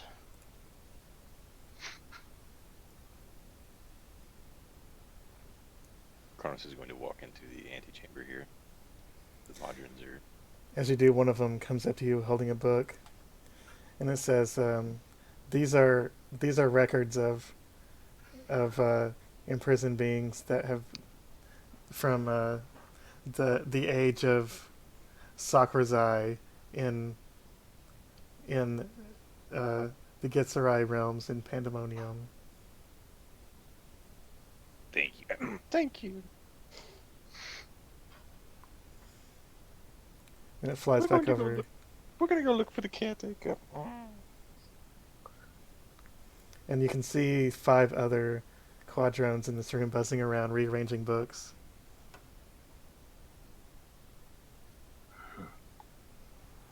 And you can also see right here there's an opening that looks down into the entry foyer area where you guys were earlier. Nice.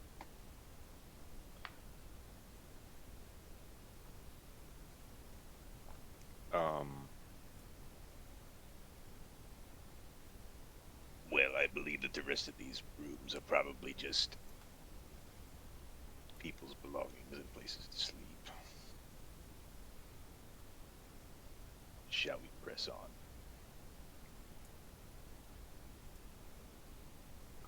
The Ectur would just nods. I'm gonna throw Ector this book. Well, those things better not come near me or I'll hit it. They're harmless, I assure you. Sorcerer, make yourself useful.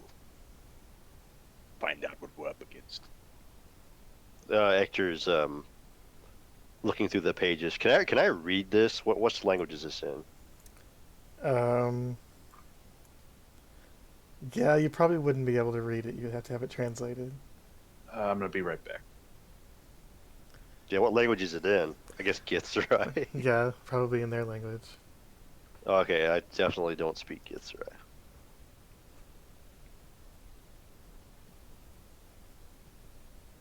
Don't think I can speak Gitzerai, nor read it. I need a second anyway. I gotta go to the bathroom just real fast. 5 minutes. Yep. Same.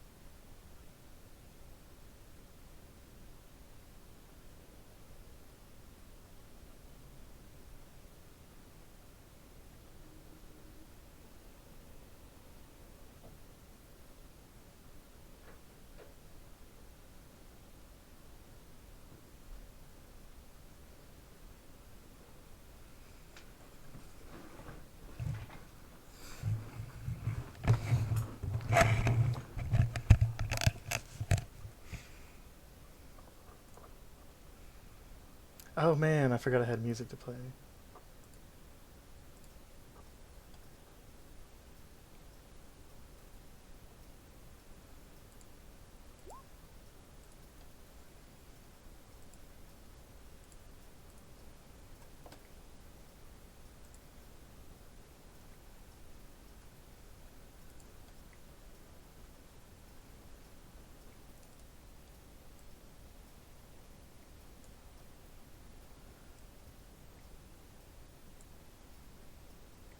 I hear music.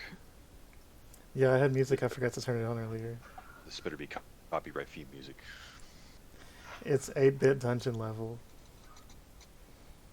It seemed like an Foolish appropriate time. eukaryotic beings. Dang. I mean, he's got a point. This We do torch. we do require food and things. Well, fair. I mean, Look. so does he, but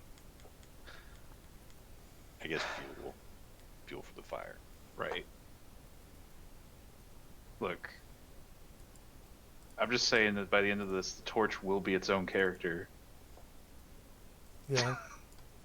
It's gonna have its own character sheet. Everything.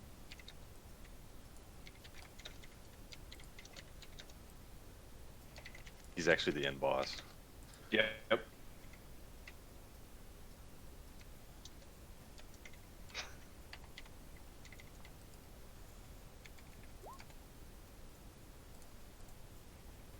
Remember. Ugh. I'm just waiting for the time when you finally just reply. And you're like, but how can I go back? Remember who you are. Kronos tells you you're his son. It's just over with. It's just Funny. game over. Like, to be honest, I'm not surprised Darli was afraid of that frog, because he's been haunted by frogs like this entire campaign. So That's Mhm. true. Yes.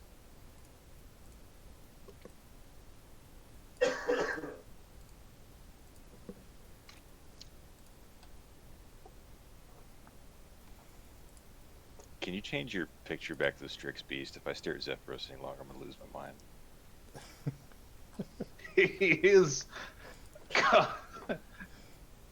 It's Just imagine this. face. Yeah, just that guy just staring at you. That's better. Like you're just, getting up and looking around, and then You should look replace outside. it with an even closer up version of his face. Yep. Perfect. And his eyes are slightly out of focus. Yes. Yes. Alright, I'm back here. Sorry. Uh-oh. There we go. Oh, no. Gah. Gah. I think it was great how we just memed Gah into the campaign. Basically, yeah. I memed her to death, too. We did meme her to death. Yep. It was only appropriate.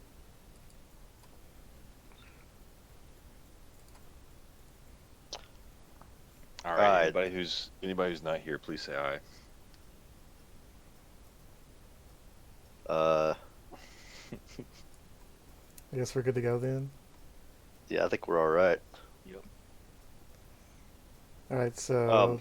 you guys Ectur can- looks up from the book and looks around. Looks around at the Modrons. I require assistance, he says. In a loud voice. They all ignore him. Ectur feels bad. This is... Now I feel finished. Let's press on. So are you guys gonna go You wanted to know what upstairs? was in this book. I think he just did it to amuse the Modron. I don't think he really cared. He's kind of a spiteful little toad, bro. Kind of. 100% spiteful. I gotta have the torch, I guess. You guys can't see. Isn't there like a built-in visibility thing on these guys, or no?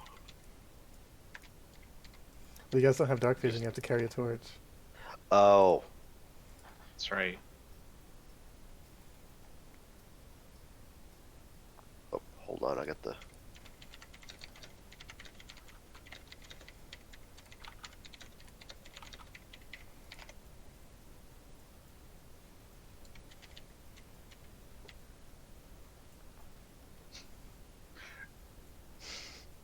You could not live in the darkness. Where did that lead you?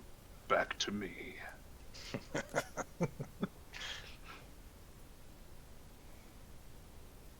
Please don't get Razzo gooned. Not at this time. Alright. I'm gonna continue walking forward at a brisk pace for somebody who's 3'8". I'm going to investigate this corner for anything that's on the ground. Make an investigation check. I am inevitable.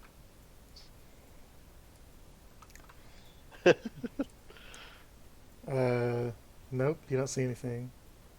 All right. Looks like a corner to me.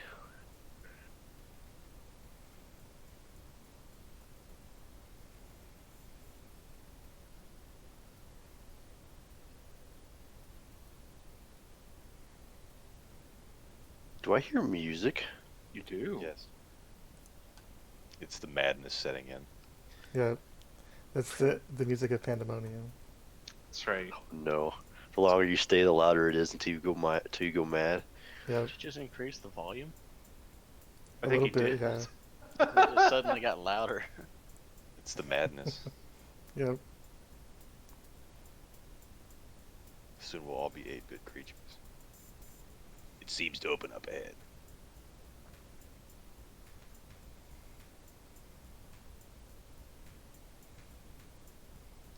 I'm going to cast Dancing Lights.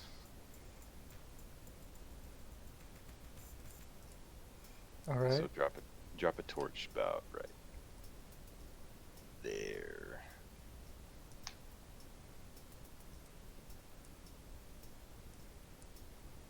Damn.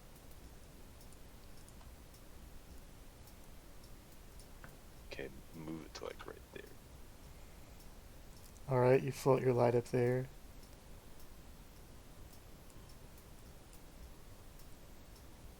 God, this feels more and more like an RPG because of that music.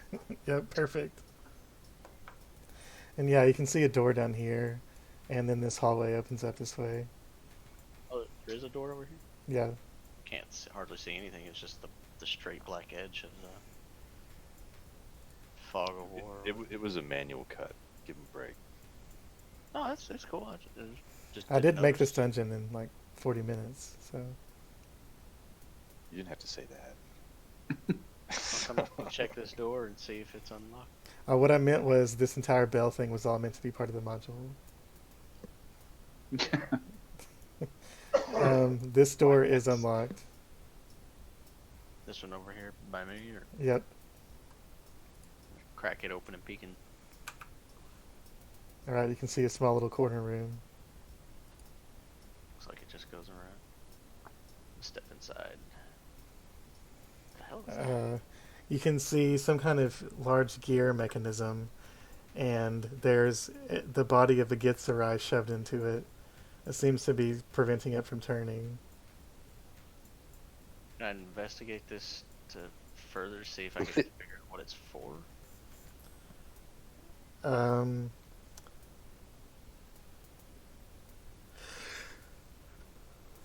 It just seems to have some kind of magical thing. You don't know what it's for.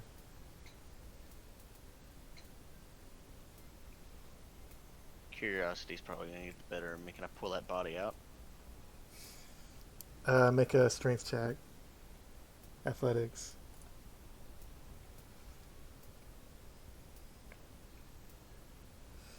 Yeah, you pull the body out, and then it starts crunching through the other bits of this body that were stuck in it, and it starts spinning, slowly turning. And you can hear a click, click, click, click, click, click, click, click sound as it turns. And then the circle, the gear that's underneath it, parallel to the ground, also starts spinning, and that both gears are just slowly spinning. Welcome, Do my I hear where that son. clicking is coming from? It's coming from inside it, the machine, whatever it is. Okay, so it's not like a distant sound, it's right there. Yeah.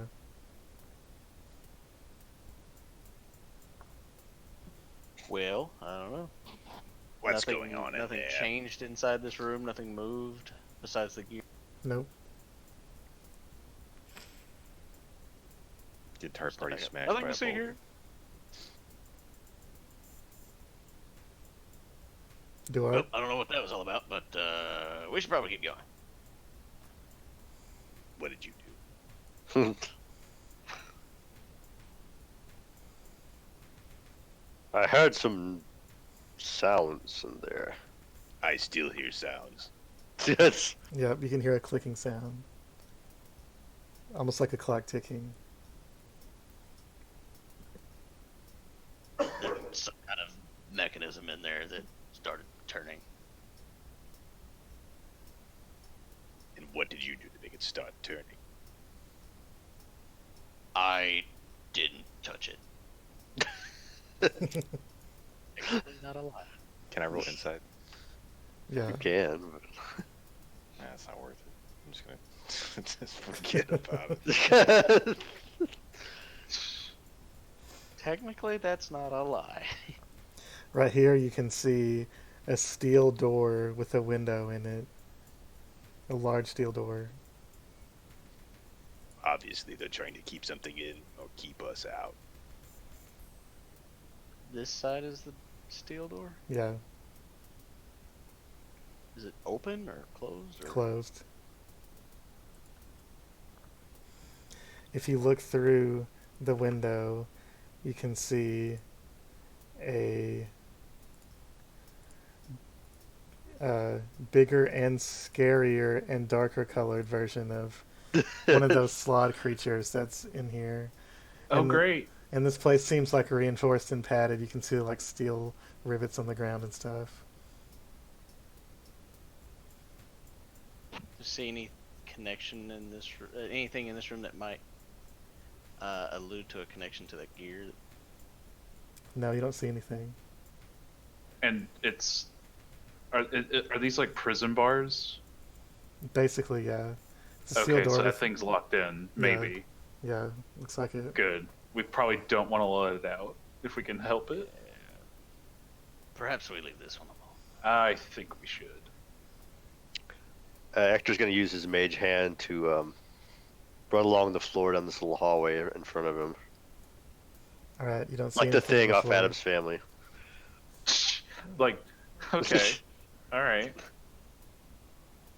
This whole place seems really clean, except for where the bodies were. And you can see 2 doors in this hallway. Check these doors. It seems unlocked. Open that one. Crack it open. Take a peek.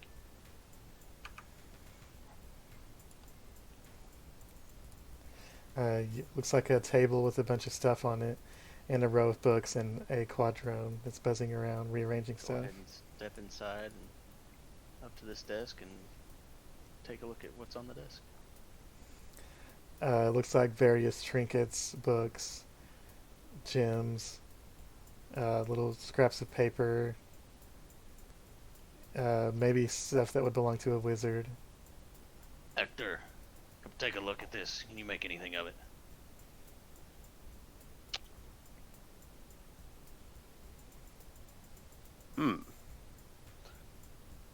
What do we see here? Is this like a work table? Looks like. Yeah, there's a book, there's a scrap of paper, there's a bunch of random gems and little trinkets and stuff like that. Some kind of arcane work table.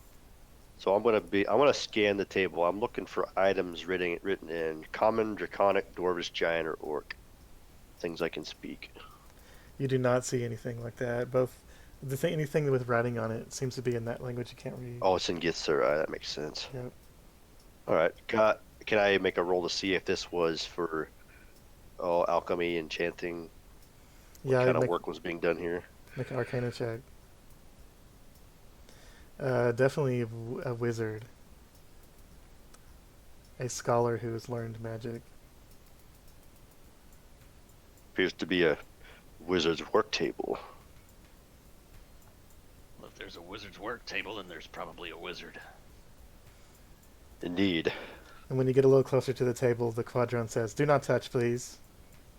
Is this another door over here in that? Yeah, it is. Do not touch, please. Alright, so what's on the back? Is this a bookshelf back here? It just Yeah. disappeared. A bookshelf and a I think door the back torch there. disappeared or something. I was in the room, and there was There nothing. it is. Yeah, I'm like it's stuck in blackness, darkness. I think I fell into the wall or something. Can't Probably. move or go anywhere. Yeah. Wall I was trying to get right up glitching. next to the. I was trying to get up next to the door to take a look, see if it's unlocked. It is unlocked. Peek through it. There's a little closet type room in here, and it's full of. Well, it has 3 quadrons in it that look like they're asleep or dead or turned off or something. So nothing really interesting. Yeah. Or those flying squares. Kronos has like lifted himself up into the window to stare in awe at the giant facsimile of himself. All these books are in Githzerai, aren't they? I'm just kind of looking through them. They are, yeah. Actually, no, there would be a few that are in other languages. There's probably at least one that's in Draconic, for sure. Okay. If there is a book in Draconic here, I would definitely take it, or try to touch it. That is, I'm not sure if our little buddy will let me, but If you take it off the shelf, he does not do anything. seems he's only interested in protecting the work on the table. It seems that way. Okay, so I'm looking in here. And you can see 3 deactivated or dead quadrones laying in here. How big are they? The cube is like a foot per side. Oh, it's pretty big. Well, Yeah, I mean, relatively speaking. Yeah, somewhat You big. can't put it in your pocket. Right, yeah. All right, I'll leave those there then. And this door right here is also not locked. Yeah, that was gonna be my next thing. Check it, and then peek inside if it's unlocked.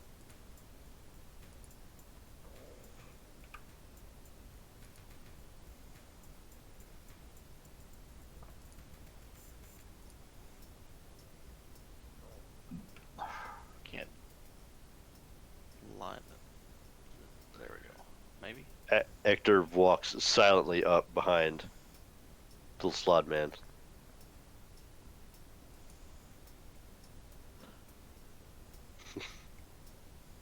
Is he still staring inside the prison?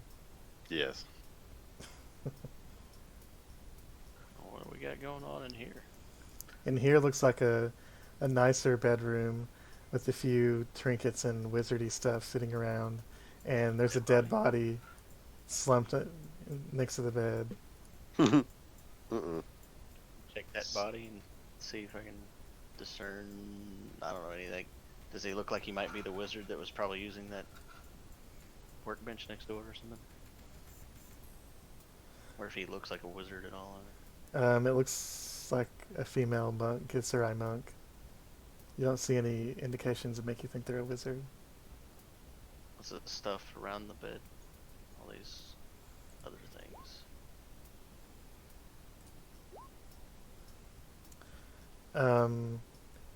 Let me see here.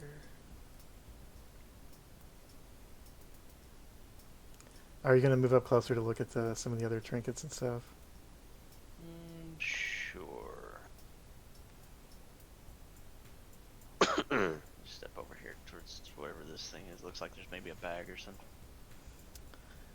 As you do that, you feel something reach out from under the bed and slash at your leg. and you take 11, Don't get Nope, any kind of nope. save. 15 psychic damage. It's a 26 to hit. I'm assuming that hits. It wouldn't have earlier, but somebody decided to drop the warding bond. So you take 15 psychic damage as a hand reaches out from under the bed and slashes you across the leg. Ooh. 15. Yep.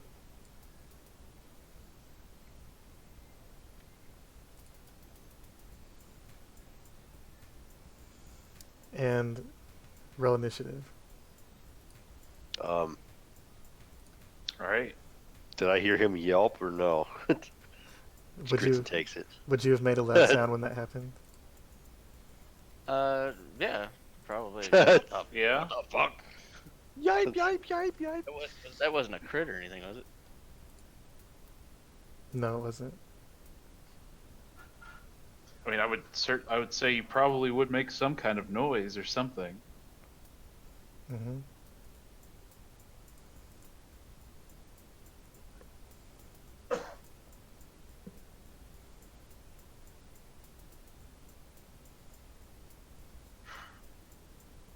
Jesus.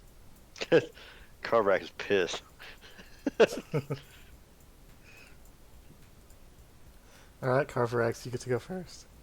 Is this thing out from under the bed or is it still under there? It's still under there.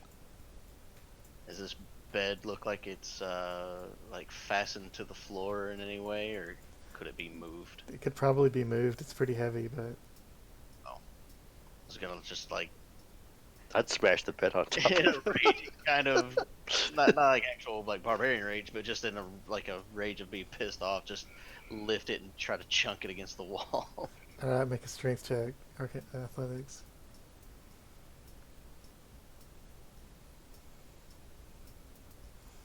You you tip it up a little bit, and you just see Bring it up. darkness under there.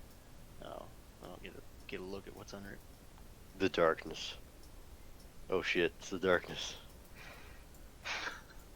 Well, then I'm just gonna jump up on the bed over here and force this son of a bitch to come out of hiding.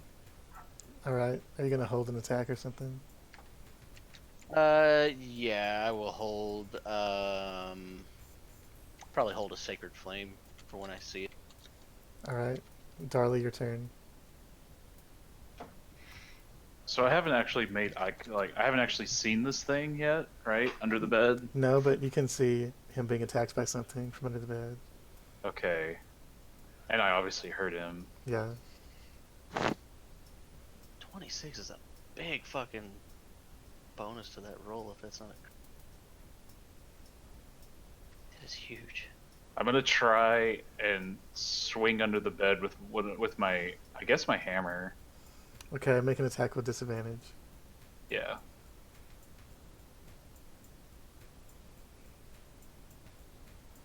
That'll hit. Yeah. All right. Now I'm gonna try with my quarterstaff. He's just swinging under the bed with all this Yeah. shit. Well, you get 2 attacks, so Yeah. you can attack again with your normal weapon too. Oof. That one does not hit.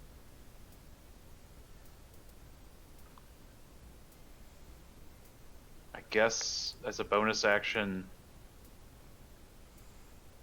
should I awaken the swarm? Well, yeah, if you want to. Nah. I should have used my Wrath of Storm. Well, Are you gonna activate your Steinfang ability?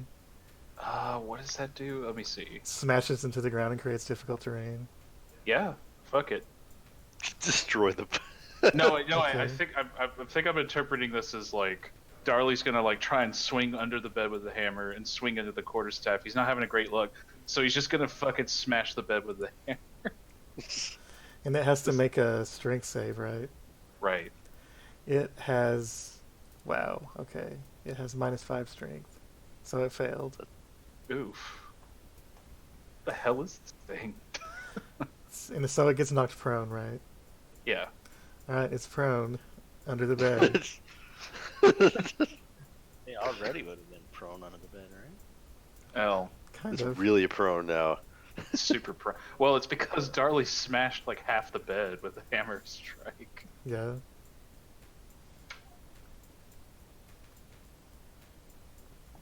Is that it for you? Yeah, that's it for me. Alright, it's going to lurch out of the bed. You can see some kind of demonic shape form out of the shadows under the bed. And it's going to take 2 swipes at Darli. Ooh. And, When it comes out, my sacred flame would go off. right. So the first one misses. The second one is a crit. So Sacred lightning, anyway. you take 22 psychic damage from the crit. God. And it's going to make a dex save. It failed. And when you hit it, 23? it's 22, damage? 22 22. psychic damage. Okay. And, Wait, hold on. yeah. Hold on. I'm gonna use Stone's Endurance. Alright. So you get to roll to A reduce D12. it. Yes.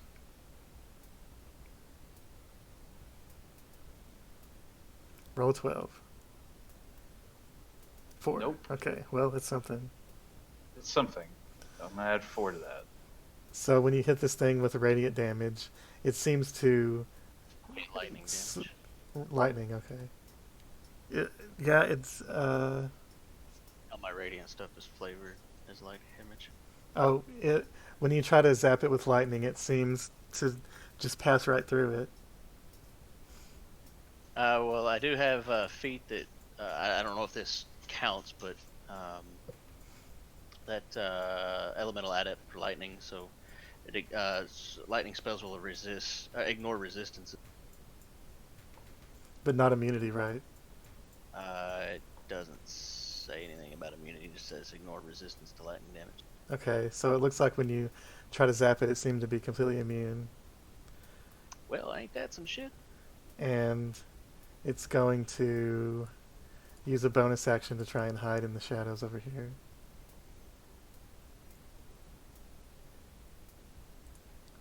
Because we're in dim light here. So let me see here. Whoops. Is it dim light? We're carrying a torch around with us, right? Yeah, there's no bright light in here. So now it's Kronos' turn. Torches project. I thought torches projected like 30 feet of bright light and then like another 30 feet of dim light, or something like that. I don't know exactly what it is. Kronos is gonna walk in. Mm-hmm. Bright light for 20 feet and then an additional 20 dim light. Make a perception check, Kronos. Oh, and you yeah, don't have to. it- Never mind. You can Yeah, see. I have detected visibility. Yeah, you know exactly where it is. It's right here in the corner. You can see a shadow demon there. So you fools have nosed around and found a shadow demon. I should let it finish you off. Going to cast bonus action, healing word on Darli, I guess. That would be nice. I'll do second one. What? Not torch. Get out of here. The torch casts Sealing Word. Oh shit. Is that working? It's just there's No, no. I it's don't. just blank. Yeah, it's Sweet. just blank. The blank. Let me try it off of my core page. Maybe it'll work there. Oh, it's not even on there anymore. Weird. Yeah, I messed with my spell stuff last time. What's a D4 plus your spellcasting thing? So it'd be 2d4. Right? If you do second level, it's 2d4 plus your spellcasting, your charisma, which is probably plus 4. What's your charisma? Plus 4, plus 5, something like that. Is it the spell attack bonus? Is that what you're talking about? Yeah. 5. Should be Okay, 11. so 11. Darli heal for 11. And then you still have your action. Nice. I'm going to attempt to use Crown of Madness on it. Who? What kind of save is that? Wisdom? Yeah, Wisdom.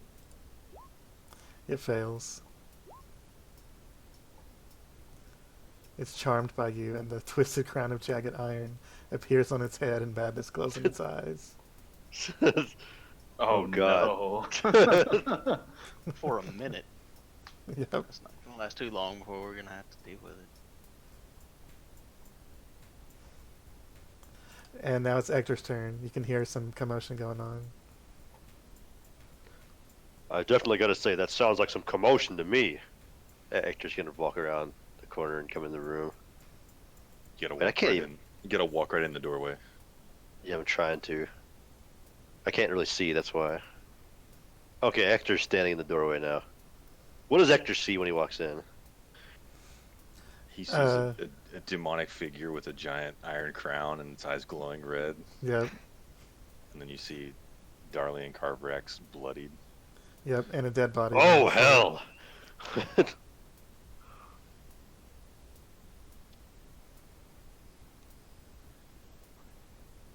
This is what the Gitsurai monk warned us about. The shadow demon from the infernal plains.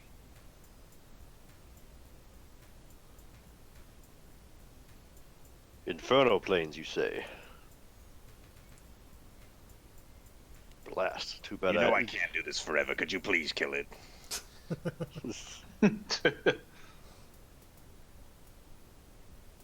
The Ector rolls up his sleeves. Too bad I knew all this fire magic. He begins to conjure another chromatic orb. All right. Go for Okay, it. let me hold on. Let me see what kind of orb we're gonna have here. I keep forgetting what the. I know it's like all different kinds, but I keep forgetting what kinds. All kinds of balls, man. All kinds of balls. Yep.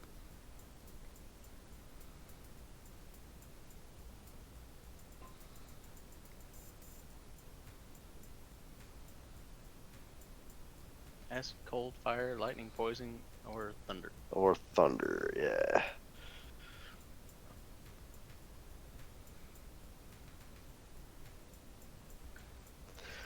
Ector waves his hands and conjures up a very strange-looking ball of energy that seems to be shimmering in the air. He throws it like a softball at the at the demonic figure. Mm-hmm. This is a ball of thunder, so it's basically just like a blast of sound. Yeah, basically. Oof. I'll say that it probably would have advantage because it's currently being revealed by Crown of Madness. So I'll say it hits. And it did not seem to be immune to thunder. Oh, so it got shook up. Yeah. It was immune to the lightning, but not the thunder. All right, that's gonna be my turn. All right, Carvorax's turn.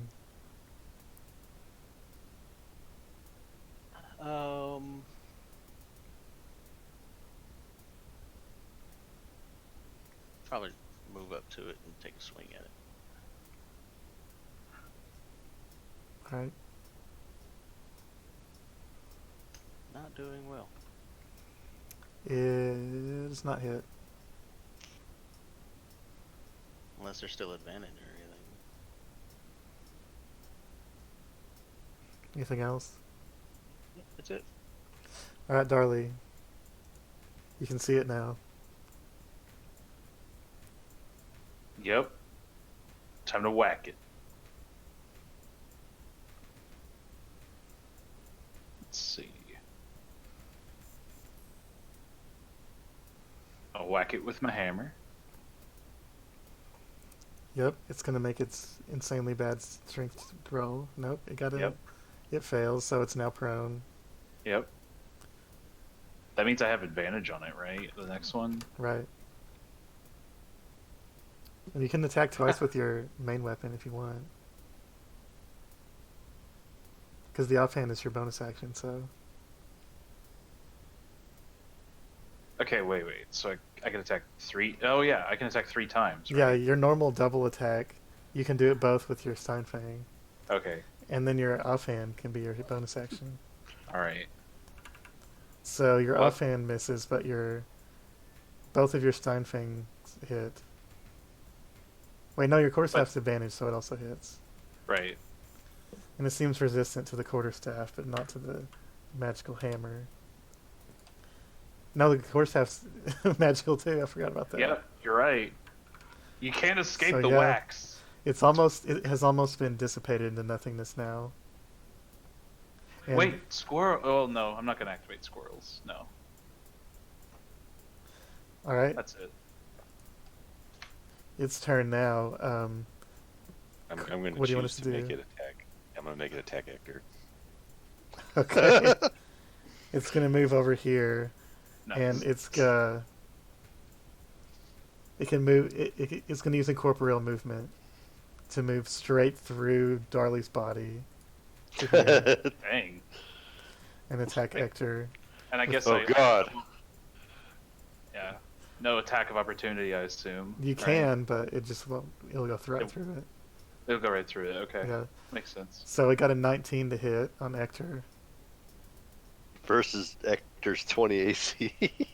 Oof. Yep. So he managed to fend it off, and now it's going to make a wisdom save to see if it can break out. It does not. So Kronos' turn. Kronos is going to pull out the dagger. He's going to consider stabbing Ectur with it, but his AC is too high, so he's going to stab this thing. Okay. That actually does hit. It has really low AC. And let's see. I can't cast anything else because I'm having to concentrate. Right, but that is enough to finish it off. Oh, shit. So how do you want to do it? I'm going to suck it into the Blade of Broken Mirrors. All right.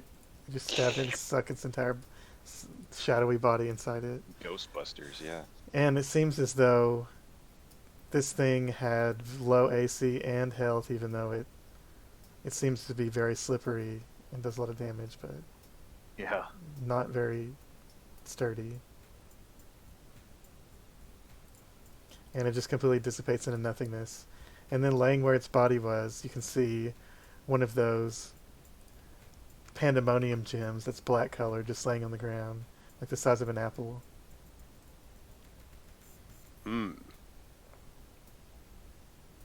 Ector's gonna pick it up and put it in the bag with the other 3 he's got. Or 4? Yeah. Alright, but now? So this is a dead body and it's a bedroom. Yep. I would suggest not poking your nose around in places that are dark anymore. She did say shadow demons, after all.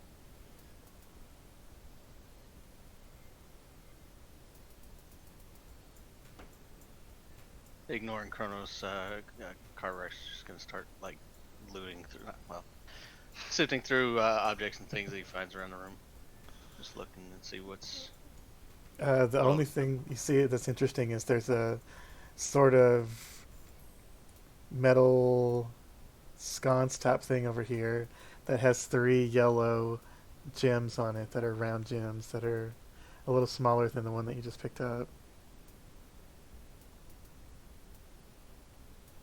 They look like the same kind of gems from earlier. Yeah, pretty much. I'll gather those to get the actor after a minute. This is a door over here. Yeah.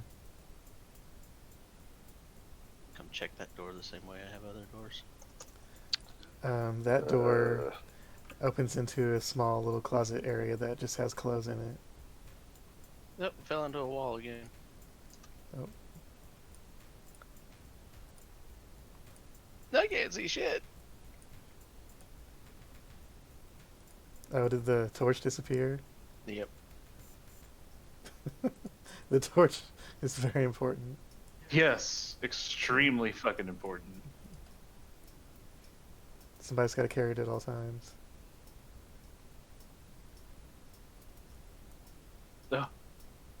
Where are we going? I'm sorry. It's a good question. Out, hopefully. Yeah.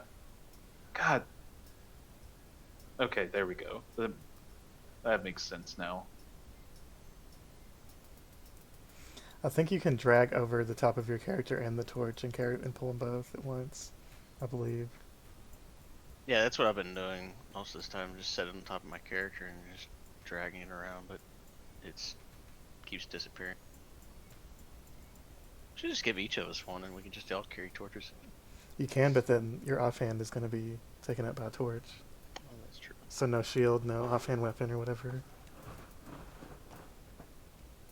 Because there's got to be a cost for not having dark vision. Over here you can see some kind of pedestal.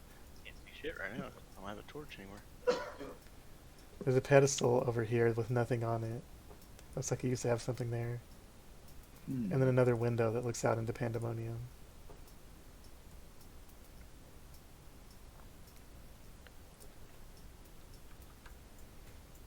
So there's a torch there. Let's see. I don't know what happened to the torch, but it disappeared. There it is.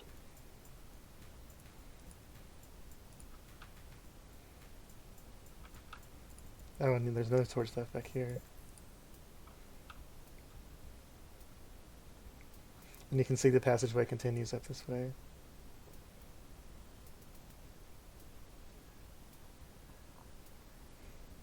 We have like Ectur's dancing lights or something following us around.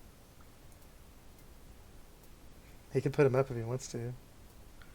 I could. Well, I did usually just. earlier, but Oh yeah, that was Last. that was Kronos was having the oh, dancing I lights. thought it was. Yeah. No, I don't know. Somebody put up lights. Yeah, that was Kronos, or AKA little small frog dude, which we don't know his name yet. Mm-hmm. And there's stairs up here that look like they Slotty lead up. Bartfast. Another winding staircase. Looks like you'll be getting your exercise.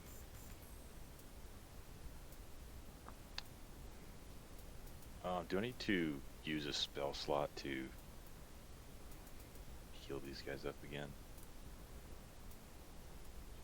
Unless you guys want to take a short rest.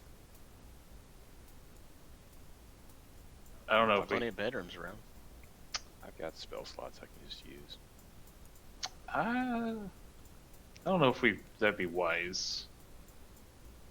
What, resting? So if we fall asleep, Probably not. and What's we a short already rest, fell an asleep. hour? A long rest would, I mean, that would be pretty risky, but The reason, yeah, the reason Maybe a short rest would be okay. Yeah. That's well, what I'm the saying. reason Like I- a short rest is just like an hour, right? I have Yeah. seen invisibility up and I don't want it to run off. That's why. Mm. So I could just heal you guys. We can continue on. I mean, I've just been saving my spell slots for like I can heal small stuff, like with cure wounds, but I've just been saving that for. you guys have some dire healing straits. potions too. Don't forget your healing potions. Yeah, we did buy some of those. And Darli crafted some too. That's right. I think I've got one healing potion.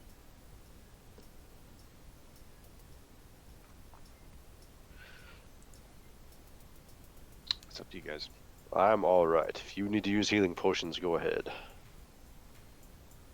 And don't forget you guys have the elemental gem, the bagpipes of stealth, and the wreath of the prism, the wreath that Ectur has.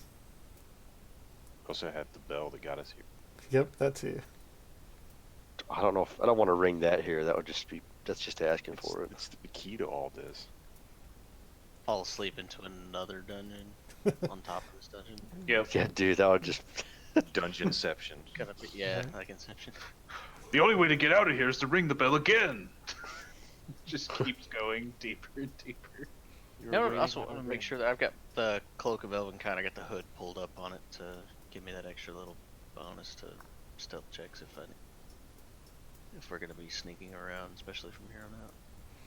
Oh, I actually set up the next part of the map wrong, I think, but no, it's fine. Hey, I just noticed Mm-hmm.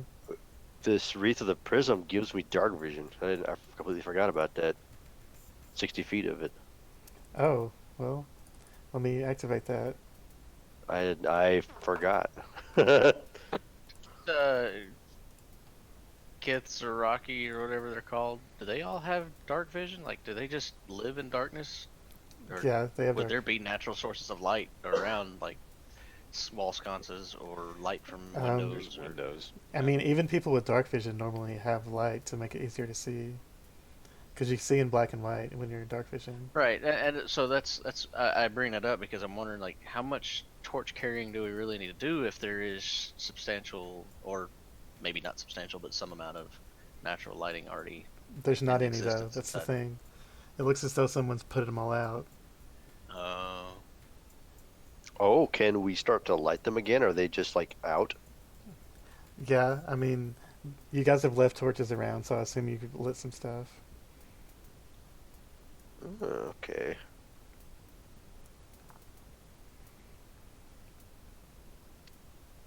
Let's continue on upstairs, I guess. Alright, so the staircase winds around and around and around and around. And you come out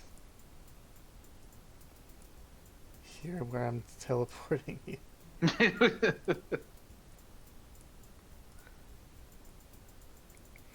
To the left. Oh, there it is. There we go.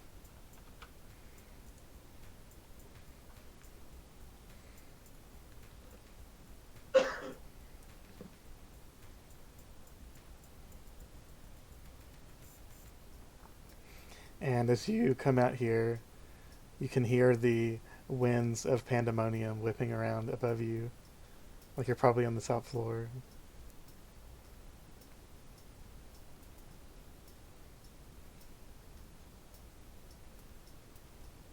Dress your wounds, comrades.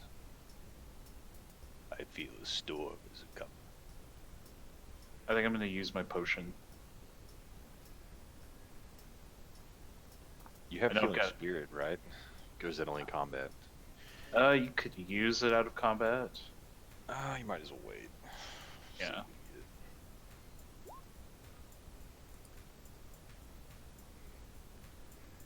it. Oh, Oh, if you have Healing Spirit, now's a good time. yeah. Yeah, I think I'll go ahead and cast it, I think. So roll 10d6 and you can distribute them to people. Okay. Because over 10 rounds, it'll end up being 10d6. As you slowly heal everyone. Slash roll, right? Well, I can just... Well, no, I Yeah. need to. You can use the tool over top, yeah. slash Carvorax roll. used the AFK for a minute too. So Yeah. Yeah, you did. We can heal while he's doing that. Eh. So you guys can distribute those 10 rolls among people. So I would like to heal myself, obviously. I don't know how much Carvorax lacks. If you just give everyone but Ectur 12, I think that'd be the most even distribution. It looks like Yeah. Carvorax is more than half, so give him like 16 maybe, and then give yourself. So I'll give myself 12. And then Kronos will get 12. Well, no, you give me two, 10. you and guys then are give him missing the same 14. amount, so he just has 2 more HP than you, but you're both missing the same amount, so Okay. might as well just give everyone 12. Yeah, I'm just gonna give everyone 12. Alright. So I rolled for healing spirit. oh, And neat. so I rolled 10d6, and I'm distributing amongst the three of us, like Kronos, me, and you. I'm giving out 12 each for healing. Oh, sweet. Yeah.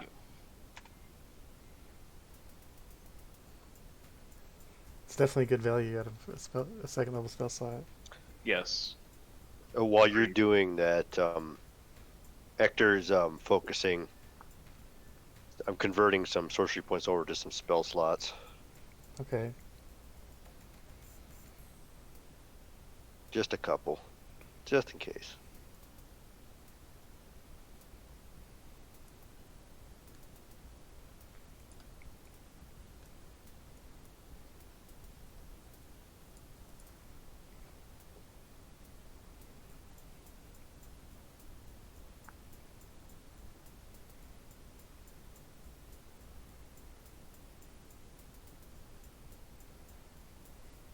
Is this music coming from somewhere up in this library? It's coming from the realm of Pandemonium outside. Oh, okay. Just part of Pandemonium. 8-bit It's- chaos. It's slowly gotten louder as you guys have. It's been here. Let's see. I think I need to make a random. There we go. For some reason, it doesn't always sync up until you actually like make a roll or something, like your Yeah. health. But yeah, Yeah, I was having that problem too, trying to get my health to sync up, and I don't know what I did, but it finally. yeah. I think you just have to make a roll, and it'll just sync it up. Mhm. Darli flexes. Yeah, Yes. it's a mediocre flex. He didn't put a lot of heart into it, you know. It's an average flex. It seems An like average. maybe you, like click on your HP to open up the little sidebar for HP management, and if you change it there as opposed to changing it on the main screen or whatever, that seems to trigger me. I don't know if that makes sense. I've also like it's also updated for me like just doing it on the main sheet of D&D Beyond. Mhm. So I don't know. Sometimes it just doesn't. Yeah, it's weird. Oh well. It's okay. It's not a big deal. All right, I think we're all good to go now. All right. Yeah. Yeah, give Jared a second. I'm ready. Just giving myself something busy to do.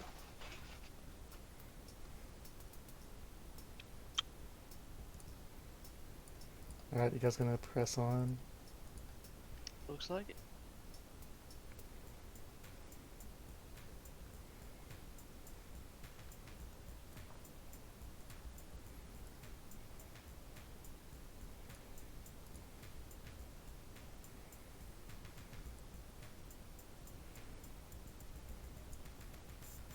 Oh, I have control of a torch, so there's only so far I can go with vision. I can't see shit. I mean, I'm kind of scouting ahead anyway. You can see a large wooden sliding door right here.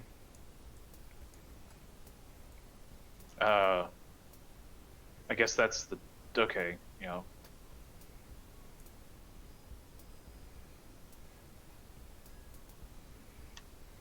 Okay, so there's the door.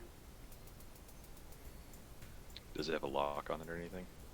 It doesn't look Just like a it. handle. Yeah. Just slide sideways. The tiny frog is going to attempt to push the door open. All right, it slides easily and it opens, you can see a huge round area that is opened up to the sky of Pandemonium. You can feel the lashing sand and wind. And you can see in this big circle, there's arcane runes in a big circle inside the bit larger circle. And Well, that's not ominous at all. you also see a Githzerai in a meditation stance floating high in the air. And he's surrounded in some kind of purple energy. And the purple energy is a line's coming from it down to its source, which is some kind of creature that's floating underneath him. And let me see, there's the guy. He's like 100 feet in the air. And he seems to be maybe trapped or suspended or something inside this energy that's coming from a much larger floating monster underneath him that looks about like that. Not my chair. Oh, fuck. Should we keep moving along? Or Carvorax starts to slowly put a little close. Just Kronos is going to start floating. He's going to cast Meta Magic Heightened Detect Thoughts on this creature. Oh no, Okay. it's a bad idea. this is a very bad idea. Its surface thoughts are trying to. It's basically trying to do what you're doing now. It's trying to pierce into this Githzerais mind so that it can try to force him to bring down the rest of the barriers on this place so things from outside can get in. And his body seems to be trapped by this thing, but it can't get into his mind.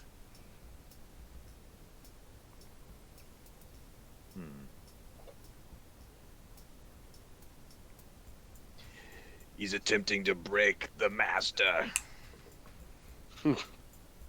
We must save the caretaker. Ectur has no idea what's going on.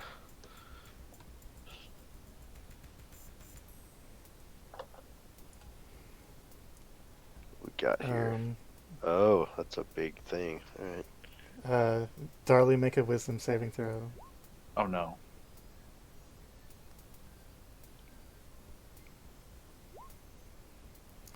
You can see that this energy coming from one of its eye stalks is like around this guy's body, but one of the other eye stalks, its largest eye seems to see you guys, and one of its eye stalks points towards you and shoots a purplish ray straight all the way out through this doorway at Darli, but you manage to shrug off the fear. The fear? Oh god. This thing has 22 passive perception, so it definitely knows you're there. So roll initiative. Well, I mean, it's made of eyes. I would expect no less. Yep. Well,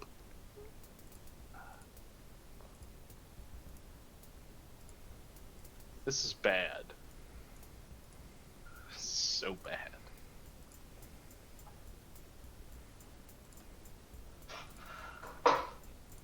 Damn, the only things I can roll high on are fucking initiative roll. I dropped the ball on everything else. Things might look bad. All we need is a little lateral thinking, and we can take anything on. I'm going to move this guy up here, but he's in the air.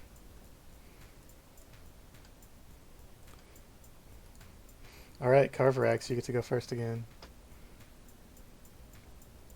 Oh. Well, how high up in the air is that? 100 feet. Not the monster. Oh, the monster is about 10 feet off the ground. Okay, so he's.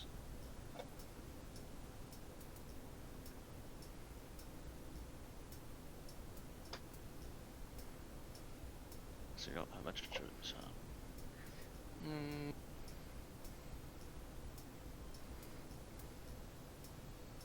I'm.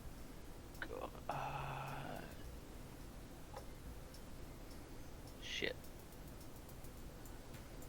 Would I know what a beholder is? Is that something I would have any inclination of? No, probably not. Yeah. I don't know if any of us would know except, well, Kronos. Ectur might have an idea what that is. Ectur might know. It doesn't make him any less scared of it.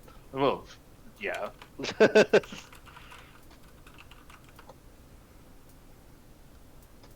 Then I am going to cast Bless on myself and Darli and Ectur. We'll start. Blessed. I'll just sit here. Yeah, I won't go any further. What do you want to use for bless? Oh, here we go. I say hold my hammer out in front of me and say a quick prayer to Bahamut and turn and point at you guys and myself and give us all a little. When you do that, um, you feel your magic kind of go wild as the layer effect of Pandemonium triggers, and Hey, oh shit. and your your magic goes wild, and for the next minute you can teleport up to 20 feet as a bonus action on each of your turns. Only for Carvorax because of his spell. And who else is blessed besides Ectur? Carvorax, Darli, and Ectur. Okay. Uh-oh. Oh no. Where's the... There it is. Because the effects of Pandemonium, you're on fire from your blessing. Oh, great. Again, I just catch on fire again constantly. Okay, Kronos, your turn. Not trying to Okay, be so- a dick to Kronos. I don't trust Kronos. Yeah, that makes No, it's sense. That's a reasonable. I'm going to. Well, I know that it detected me, so I'm going to try to establish a mental connection with this guy, Okay, this eyeball creature. you do. You have a telepathic connection with it because of your tapped into its mind. He's probably got a motive. I will say, We were brought here in dreams. Tell me, are you the one that cast this spell? No.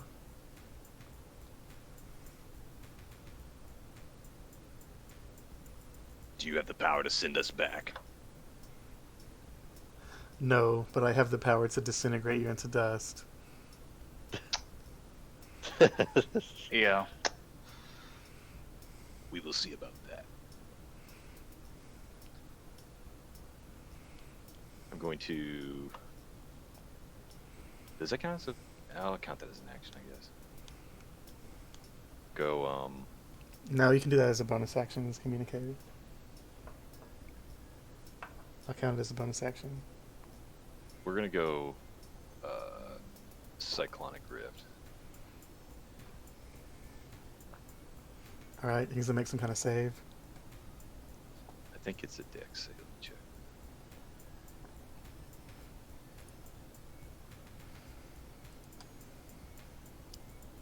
Oh, it's a strength save. Chief Guh. Oh god. Chief Gut's powerful. Are you rolling for the Pandemonium effect? Yeah. Okay. Up to 3 creatures you choose within 30 feet of you take 4d10 lightning damage. Up to 3, thank God. So, would you like to destroy your teammates, basically? I'm good. Okay. You can hit me with that all day long. It will do nothing. He failed the saving throw. So, what happens to him?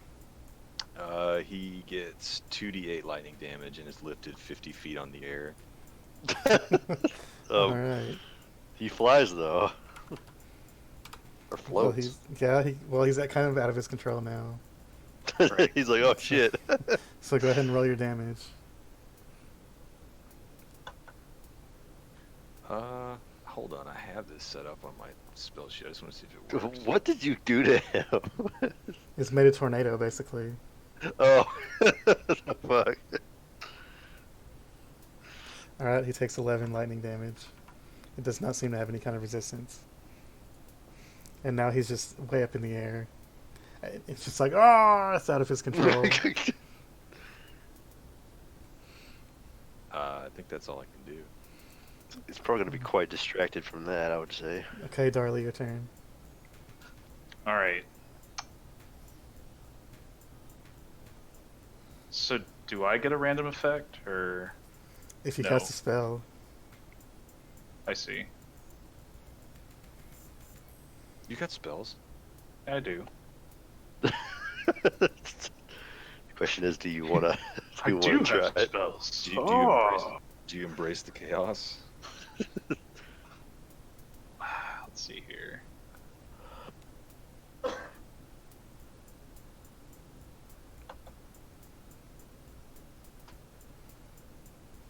You'll have to figure out the hypotenuse to see how far he is, because he's 30 feet in front of us, but he's also 50 feet in the air right now. The fuck? Mm-hmm. Could I cast Hunter's Mark from here? I think a hunter's mark has like a 1,000,000-foot range. I mean, Yeah, you can it move. should. You can move your full movement, and then you'll probably be able to reach him. Yeah. So I started like here. Alright, let me do a calculation. Yeah. Yeah. Well, sure, I'll get in the middle of that creepy ass circle. Why not? This seems like a bad idea, but what are we gonna do? Nope. All right. So you're gonna put hunter's mark on him. Thinking so. It's either that or. I thought about potentially casting Fairy Fire on him. I mean, it's not bad. It's not a bad idea, because I mean, it's going to give attack rolls advantage. But they have to make a dex saving throw. Mm-hmm. Hmm. But first, you need to roll. What? You need to roll a d10. Okay. I will roll a d10.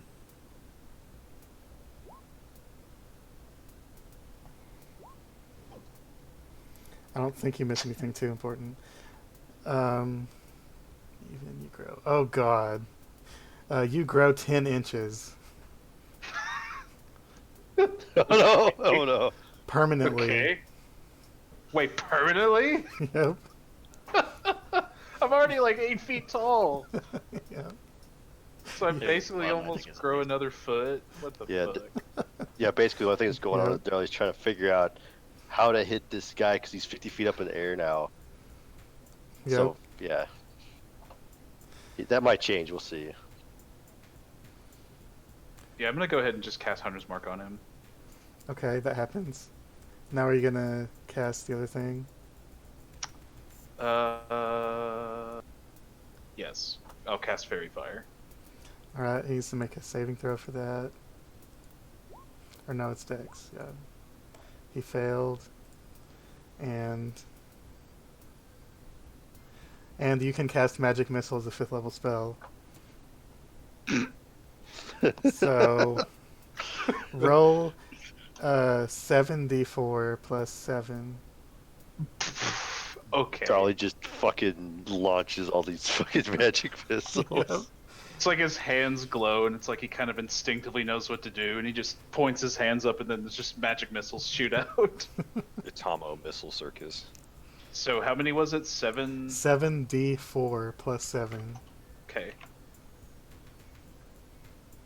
I like how you guys are all for the wild God. magic when it's here, but when it's Balduke in the other campaign, everybody's like, no, don't do it. One time, there was a misplaced fireball. One time, and I'm the only one that got hurt. We'll see if that continues happening. Right. And we'll see See if there, it happens grow in this feather. game. Right.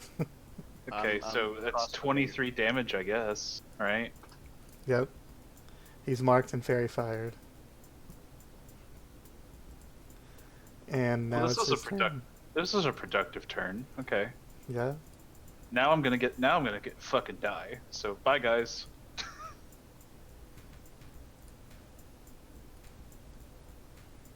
Nope.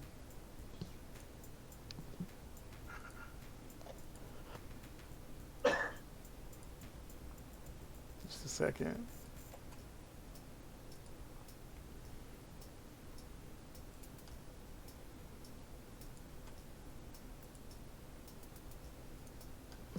He's going to use his anti-magic cone. So, within that he's- cone, magic items stop working and you can't cast spells. Okay. Where's the cone at? I see a big green thing. That's it, yeah. Oh, there it is. I see it. Is it just automatic, or is there like save throws that we get to? Nope, you just have to move out of it. I mean, So you can't- spells and things aren't ended; they just don't work within the cone. Right. Okay. And What's the length of? it's all the way to the door. Okay. I didn't know if it extended outside the door or not. And Carvorax, you need to make a Wisdom saving throw, and Darli, you need to make a Dexterity saving throw. Uh-oh. You As have he to add a shoots 2 D4 more to that. rays. Yeah, you guys get to add a D4 to that. Is it a wisdom save? Yeah, and Darli's a Dex save. Gonna Shoots add a rays at you what? guys. Add a D4 Yes. for Bless. Okay. So that's 16 on me. 6. Oh.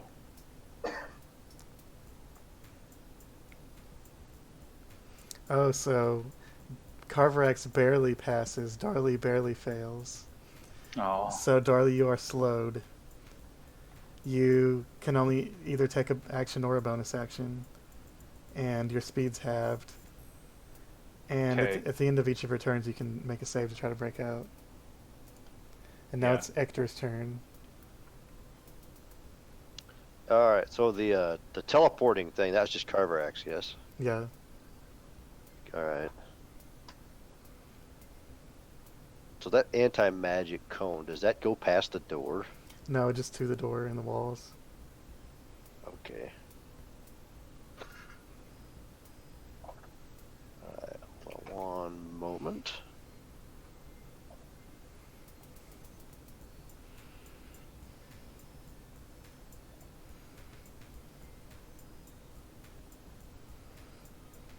Oh, wow, hold on, I gotta zoom out. It's a big battle. And he's really way. Is he still way up in the air? No, he floated closer to the ground now. Okay. But he's still probably 30 feet in the air. Because he can't fly very fast. He kind of just hovers, Floats. He glides. Oh god, I don't know. Let's see.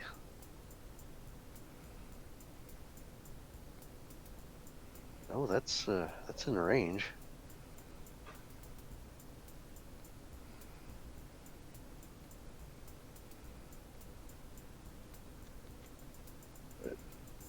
Bear with me, I gotta make sure Mm-hmm. a couple of things here.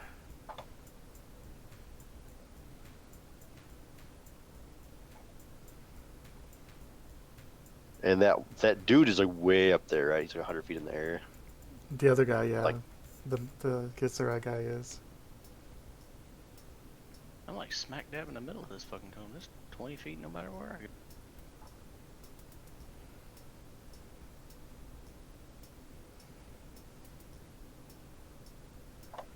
Okay.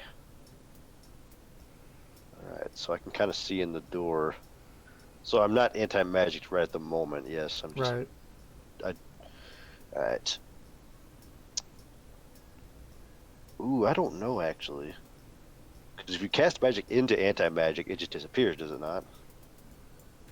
Yeah, but there's still inertia. Technically, it would still work. Because it doesn't say if spells enter it, they get dissipated, so... If you Oh, it cast just keeps... you have to just be standing in an area outside of it to cast the spell in the first place. Okay. Keeps it from taking place, but it doesn't prevent the effect, I guess, then. Yeah. Is what you're saying. Is he Okay. able to move that cone, or is it fixed for as long as he has that thing, guys? I'm just gonna Or can we not? I'm just gonna say that it's a fixed, but he could move it if he wants to. That comes out of his eye, yeah? So it Yeah. should just be... He can just look and like, ha, anti-magic. Okay. I mean, not really, but okay. So what do you want to cast? Okay, alright. Well, nothing, honestly, but I need to do something, so... So we're going to we're going to hasten a spell. Mm-hmm. So we'll burn a couple of those points for that. And we're going to do a fireball with a fireball. Double fireball. At a point behind our eyeball friend, so Darli doesn't get completely roasted. Okay. That'd be nice. Like, I don't know. What's the DC? There. What's your spell DC? It is a... Hold on, I'll just throw it up here in a second. 15? So he failed one save and succeeded on the other save. So it takes full damage and half damage. Okay.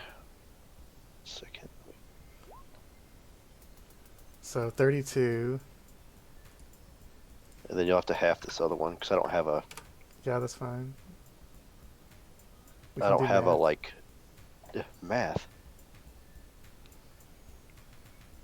15, 17. 17, is that right? That's Yeah, 17.5. 17. Yeah. Yeah. Alright, he did not seem to have any kind of resistance to fire. And he got rocked pretty hard. He's still not bloodied, though. I wouldn't think so. Does wild magic proc twice, or does it? Yeah, it does. Yeah. Here we Oh go. no. You can cast Magic Missile as a 5th level spell. Do it. And you can cast Mirror Image. What the? You guys are getting all good stuff. So, So far. Does this just happen just right yeah, now? instantly. So roll 7d4 plus 7. And you also have illusory copies of yourself floating around you. A bunch of crazy magic just warbles around him, and he starts flinging magic missiles out of his hands while laughing like a maniac. He tries to double his fireball, and then just way too many things come out, and he's just like, shit, what happened? Oh, whoa. Whoa. 70 what? 76? 7d4 plus 7. 74. Yeah, sorry, I'm a little slow on the commands here. These are all Alright. going at our friend there in the air. Alright, he takes 24 force damage. Let me put a thing on for my. Are you going to move at all? Yes. I'm going to move over here. And that's my turn. Carvorax. Well, I can't teleport because magic doesn't work, right? But I can run. Technically it still works because it's not casting a spell. Oh, okay. Also, it would be like the magic of the plane, basically. Yeah, pretty much. Just happens. So, okay. So I got a question because I don't know how this works. You said magic items don't work, but if I got out of the cone, used a spell, particularly warding bond, to enchant those rings, Mm-hmm. and then came back into the cone, would those not work? Because the spell would have been activated outside, but coming back inside, I don't know if that counts as like a magic item or if it's I would probably count it as a magic item. okay. I didn't know if it would work like you were just describing teleport, or if it would work like a magic item. So that would probably be worthless to do.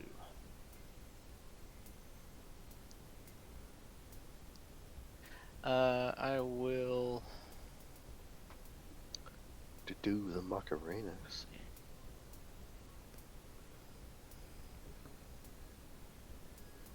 It's 20 feet. I run outside this cone. I'm going to.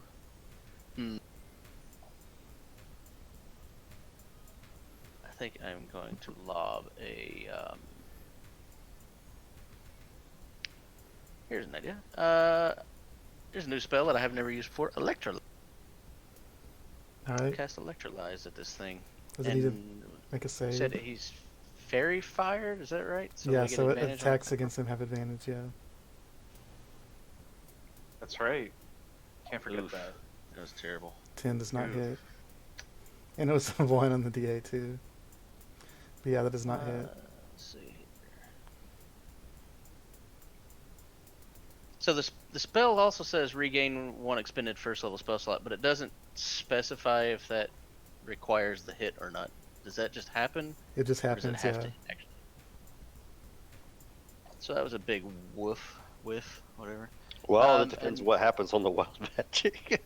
That's true. Oh yeah, there's a wild one. Yeah, so I'll do that real quick, I guess. 2. You roll at the table at the start of each of your turns for the next minute. Oh, Oh, that's dangerous. I'm going to go ahead and teleport my 20 feet, We are all gonna die. and then he's up in the air, right? He's about 20 feet in the air. I'm gonna stand underneath him. Okay. Try to get like where I don't know if his eyes can loop down underneath his butt, but that's what I want to try to like get to a blind spot underneath him that's Okay. outside of the cone there. I don't The know. ones on the eye stalks can probably still do something. He would have to look at you for the big eye, but I don't know. That's up to him. Mm-hmm. I don't know if you can.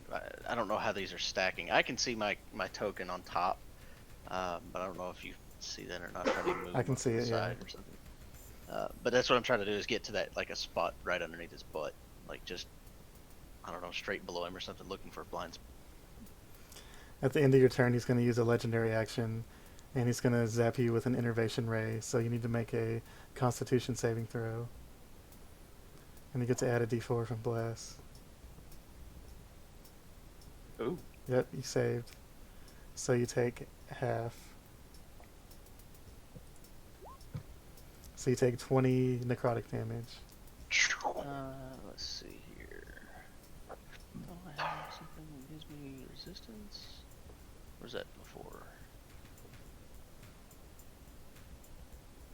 Yeah, that was from Morning Bond, which I don't have up. But I will as a what's it called?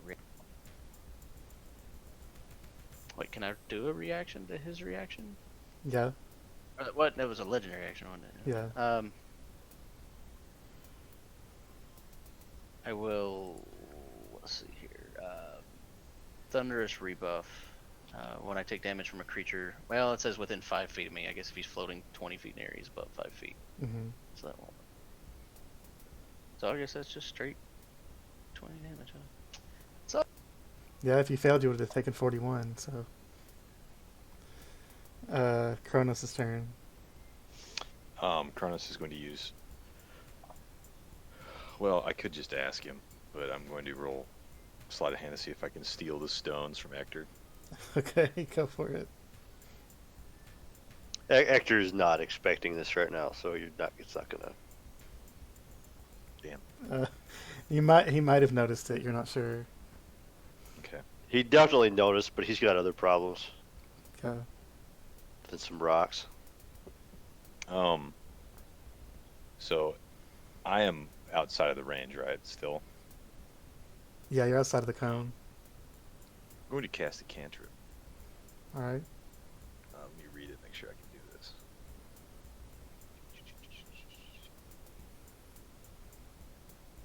Is a parachute worth 2 GP or less? I'll say yeah if it's just a basic parachute. Okay, he's going to create a parachute All right. with create item. All right. He's going to step his frog body into the swirling winds outside of Pandemonium and attempt to catch flight. All right. Well, you'll immediately start to be lifted up into the air Okay, in cool. kind of a vortex. Let me know when I'm in between. Like, I don't know. How does movement work when you're flying? Is it just like dash? Well, if you're going to parachute, you would have to just try to control it, I guess. But you can move So what are you doing? all directions. Well, movement is an action, right? I've used a cantrip. So the only other thing I can do is Blow really hard into the parachute so it Yeah. directs you in the direction you want to go. I mean, you can try to move a certain specific direction. Where do you want to go? I'm gonna try to hover towards the dude who's being encased in sonic powers or whatever by the beholder. All The guy right. who's 100 feet up in the air. I'm just gonna try to gain altitude. All right. The winds went the right direction, and you started moving toward him, Okay, cool. which is completely at random because it's Pandemonium. Do I still get an action if I do the cantrip? Or oh, you know what? I can quicken it, can't I? Yeah, if you want to. Quicken.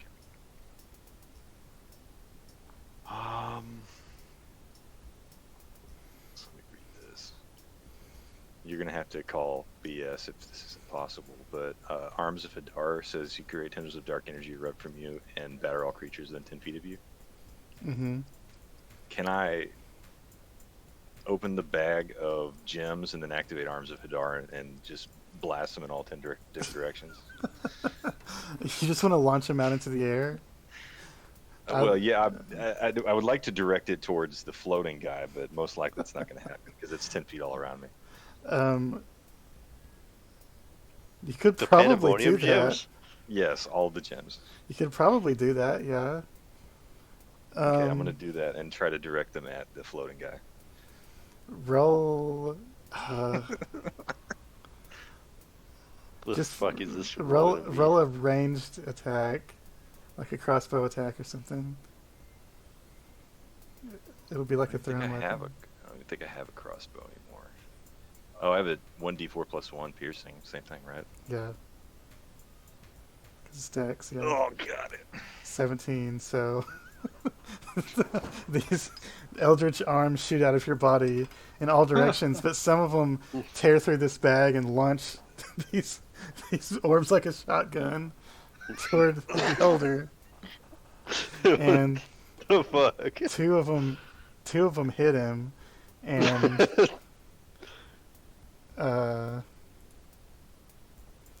he takes 8 force damage. And his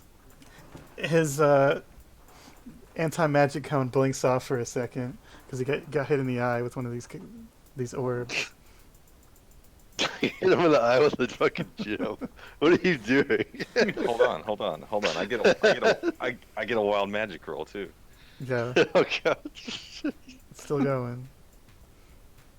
All right, let's see what happens. Oh no. You are frightened by the nearest creature until the end of your next turn, which is Darli. You're scared of him in one turn. Okay. I'm floating down on a parachute, scared to land by Darli. Okay. Wow. All right. And now the What a stones are turn. scattered around this ring. So Now it's Darli's turn. is the anti-magic cone still up, or I'd say for Hit in right the now eye. it's not. Yeah, I hit him in the eye. For now it's not up. for now? Okay, I was gonna move otherwise.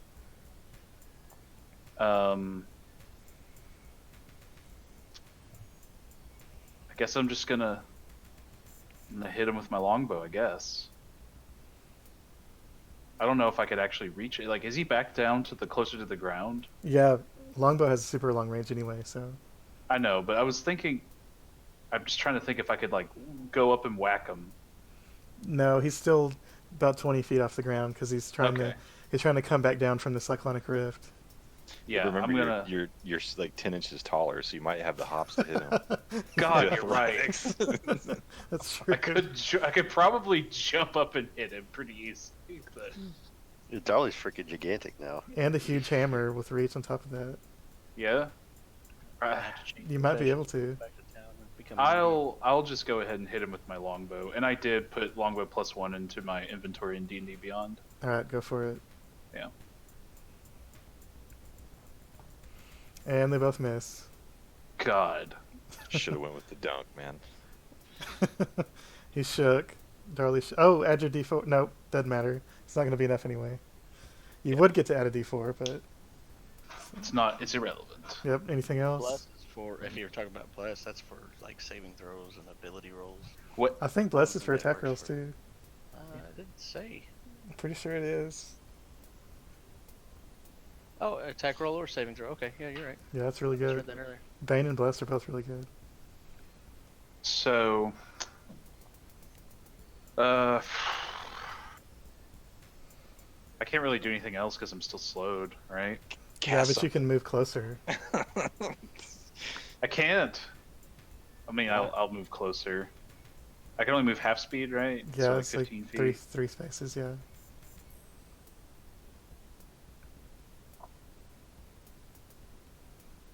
All right, is that it? Yeah. Then your turn is going to use legendary action, and Of course it is. I haven't been using all of them, but he's going to try to hit Kronos with the paralyzing ray. So Kronos, you need to make a Constitution saving throw.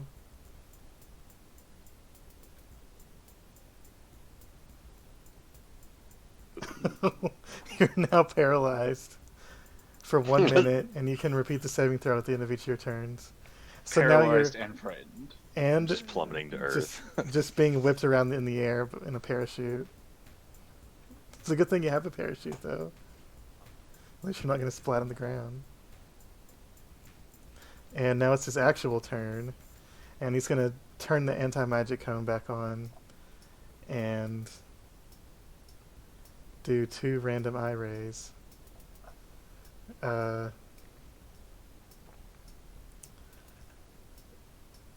Darli, make a Constitution saving throw. Ooh. Took it to the chest. Yep, so you take half. Ooh, rolled really high. You take 22 no. necrotic damage. God. That's the shit we don't have any way to really defend against. Holy crap. And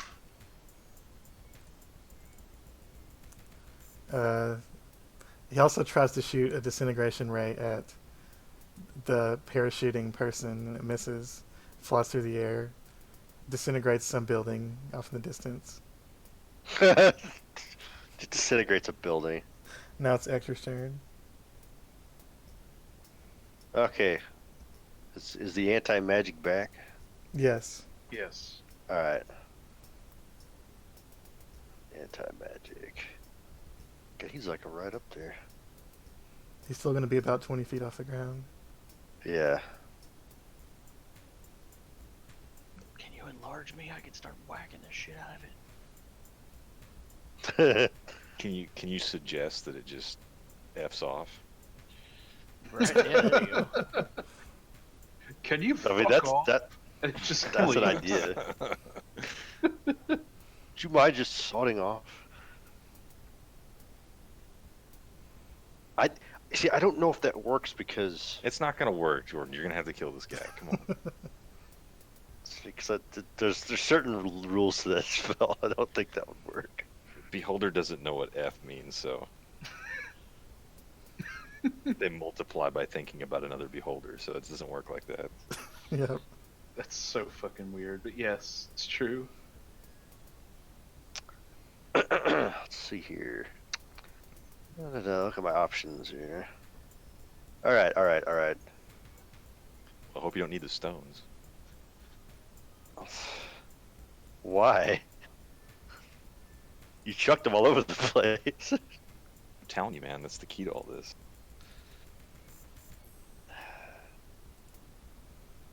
Okay, all right. Gonna quicken up a spell.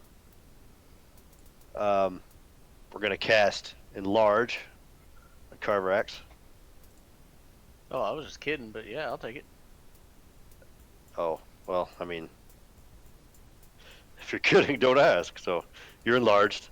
I And- honestly did that distance. I thought it had like a 60-foot range or something. How far away are you? Hold on, where the heck are you Actually, I don't anyway? know. Oh, well, yeah, I guess 60 feet would reach anyway, because it's only 50. I guess it just looks like it's much. I mean, hell yeah, I'll take it because I can. Oh, it's only a range of 30 feet anyway, so I'd have Oh, to 30 do feet, something yeah, so special. that's So not- I can't even get you with it. We'll quicken a spell. We're going to use we're going to cast Catapult. We're going to do 2 of those stones that he flung everywhere. Mm-hmm. I don't know if I can see the black one, do the black one, and if I can see the yellow one, do a yellow one. All right. We're Go gonna for it. fling them both at the beholder from behind him or wherever they're sitting. They're just Mhm. gonna fly off and hit him.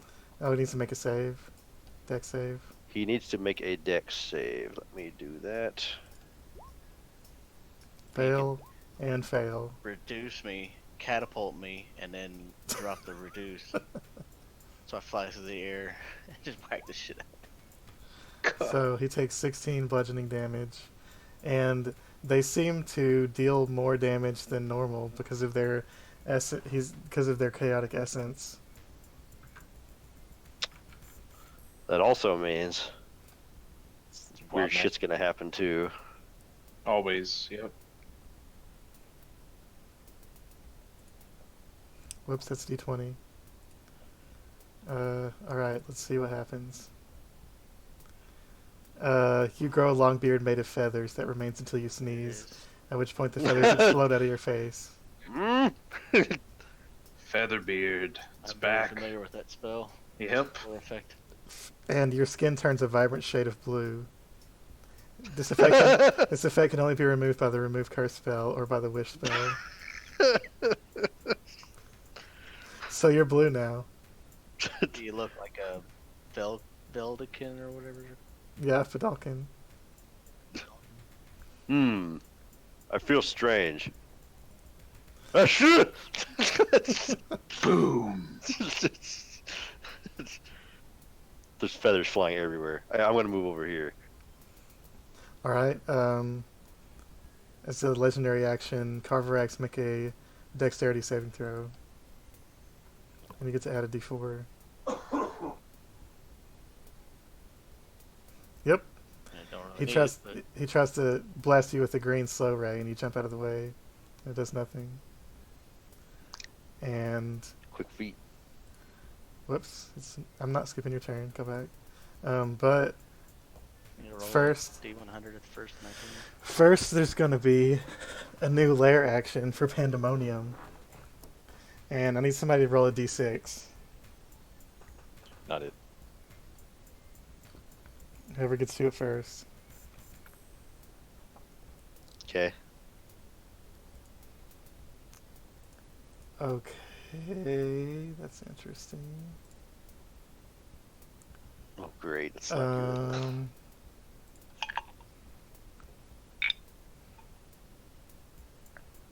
Let me see here.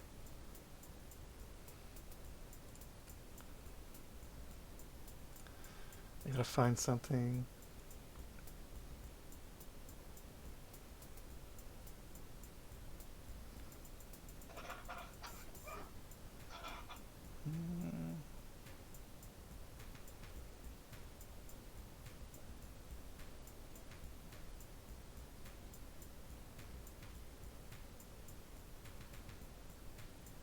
There we go. The chaotic magic of this realm interacts with the of Pandemonium, or you guys' magical battle interacts with the chaos of Pandemonium, and it changes to a new layer effect, and a random monster is summoned based on the roll, which is going to be a Yeti, Oh, fuck. and it appears in the middle of this circle, I don't know. and it appears to have no idea where it is. It just looks completely lost. And now What is this battle? it's Carvorax's turn. Jesus. You gotta roll a D100 for... Carvorax like, fuck. Yeah, roll for wild I magic. didn't know if you were doing that or if I was doing... I can do it. It's gonna be another 31. Summons another Yeti. Great. Cool. What's 31? You were Oh. transported to the astral plane until Yep. the end of your next turn, after which time you return to the space you previously occupied or near an occupied space that is. All right, So- you're gone. Can I still least do any you- actions or anything while I'm in this astral plane? Yeah. You just can't Alright. target anything that's here. Cast Cure Wounds on myself. All right, you can do that. Try to give myself a little bump. Wait, where'd Carvorax go? Just blinked out of existence. That's really about all I can do. All right, at the end of your turn, the beholder's going to use a legendary action. Let's see here. Oh gosh. Oh my gosh, that's good.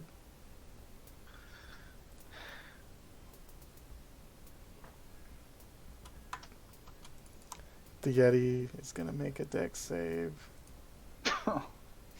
What? Oh shit. Yeah. The Yeti gets hit by a disintegration ray. It takes 40.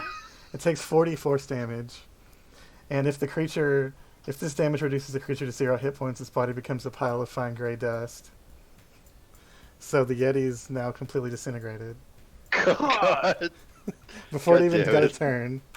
It just appears vaporized. No, it's Kronos' turn. All right. Do I make this save at the beginning or the end of the turn? At the end. Okay. What does it limit me to doing? Just Was it not slow? being able to move. Oh, paralyzed. Yeah, paralyzed. Yeah. Paralyzed, yeah. You can cast spells if they don't require any somatic components. Like if they're like psionic, basically.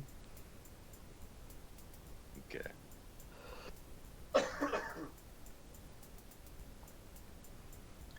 I will.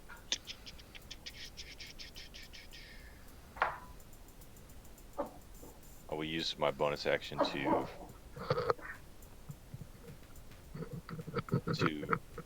make Darli remember. Remember.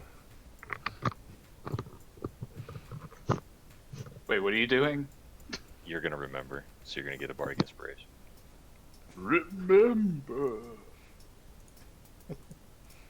Okay. I'm going to quicken a. Okay, so it can't be somatic, so what you said? Yeah, it basically has to be pure telepathic stuff because your body can't move.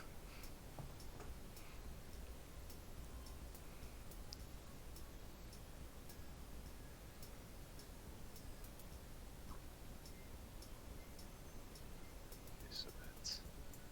Can't really tell what this is.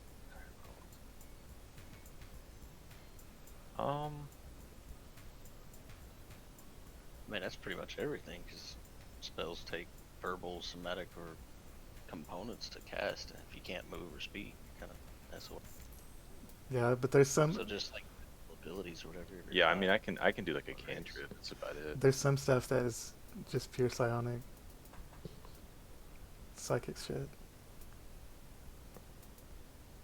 Well, like Crown of Madness and stuff like that, you still have to. I mean, all spells, whether they're cantrips or above, are require some kind of component, verbal, somatic, or Well, material. Mindsliver doesn't, I don't believe. Yeah, Requires Mindsliver's some like verbal. there's a bunch of new psionic stuff that you can just cast because it's psionic. But it's just a cantrip. Requires a verbal component. Yeah, I guess you can't speak, so we wouldn't be able to cast it. I mean, Yeah. like class and racial abilities. If you have the telekinesis or something that you can do, that stuff would probably be. You don't require any movement or anything with that. Yeah. Now, what I don't know is if you can telepathically do a verbal component. It's not technically verbal because it's not spoken, but I don't know if that would count. Maybe a DM.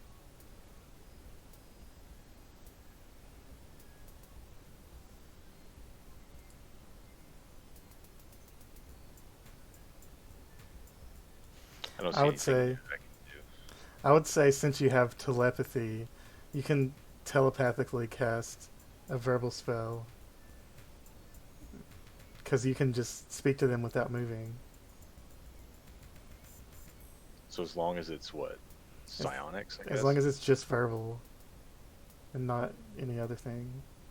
Okay, so how about this spell? You tell me what you think about this, because I really want to quicken this spell. Does it have material or somatic? I can't see. I can't tell. The components just say V, so it's verbal, Oh, right? so just verbal. So does your telepathy require some kind of action or something? Or no, I think you already created a telepathic link with the beholder earlier, didn't you? Yeah. So no, yeah, so you can do that. How do I just link what it says? It won't just let me link what it says. There's like an option to like post to VTT or whatever.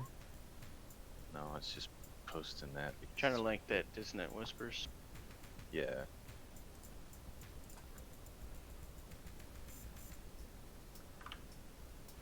Okay, it takes psychic damage, and it must immediately use its reaction if available to move far as speed allows away from me. Okay, it's gonna move. It's gonna float 20 feet away. It's 10 feet lower to the ground now. Alright. That happened. And since that's quick, and I still get a cantrip, right? Yeah. Or any spell if it's castable. Well, the only other spell I have is a cantrip that I can cast. It's Mind Sliver. Then yeah, you can do that. So it's a intelligence save. Failed. So 8 psychic damage, and his next attack is disadvantage. Or I think it's minus d4 or something. Do I need to roll the 3d6 for this, or I went off of it. I guess it It was just took- that first one, the 8. It took, yeah, you rolled 8 both times, so I just did the 8 psychic, and then this does also 8 psychic. Okay, weird. Yep. Alright. Now you can roll a Constitution saving throw to see if you can be unparalyzed. Got it. Yep, you're now unparalyzed. And just in time for that, it's going to use a legendary action. Let's do a random ray. Blast me out of the sky. Telekinetic ray. Yeah, Kronos needs to make a strength saving throw. Uh-oh. Oh no. He's using his telekinetic ray on you. Oh no. He's going to move you 30 feet in any direction. And you're going to be... I don't know how high you were. You weren't that high. I mean, you were really high, so you're not going to hit the ground, but you're now restrained by his telekinetic ray. I guess you could just like throw me up and I get caught in the like the trade winds of Pandemonium. Probably, but he's also holding you with his telekinesis, so you're now about gotcha. 10 feet off the ground and restrained, which is not paralyzed. You can still do stuff, but you can't move. He can also exert fine control on objects such as manipulating a tool and opening a door container. Nice. Okay, now it's Darli's turn. Okay.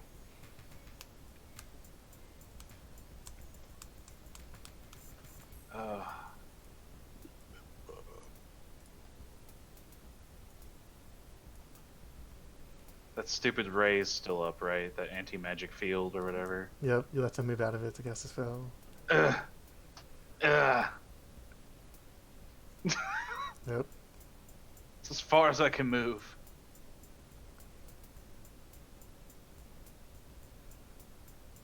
And I'm still slowed, right? Did you make a save last time to try to get out of it? No. We'll go ahead and do that now. What's the save? Dexterity save. Plus a 1d4. Yep. Alright, you're not slowed. Alright. So you can actually move closer because he's only 10 feet off the ground. You can give him the old smackaroonie. That's the plan. Because you're Yeah, almost that's 9 what feet it's tall like. and you have a hammer, so... I'm gonna fucking smack the shit out of him. Yeah, go for it. Steinfang, go! Because the Dissonant Whispers made him move down and away. Oof. That hits. Oof. He can't be knocked prone, so... But you Whatever. can't... I guess you could smash the ground anyway if you want, but... I mean... I'm gonna just hit him with my quarterstaff now. Alright. That does not hit. Okay. Wait. Wait, I have Yep. advantage because of the fairy fire. That's true. And So Bardic it does Inspiration. And I can't forget Hunter's Mark, right? Yeah, so roll 3d6 for your 300 mark triggers. Alright, he's looking pretty rough now. Motherfucker. Really rough.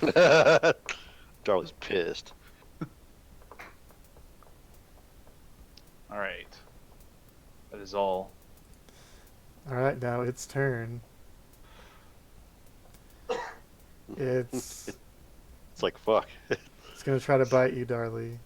Oh shit! It can It's- bite.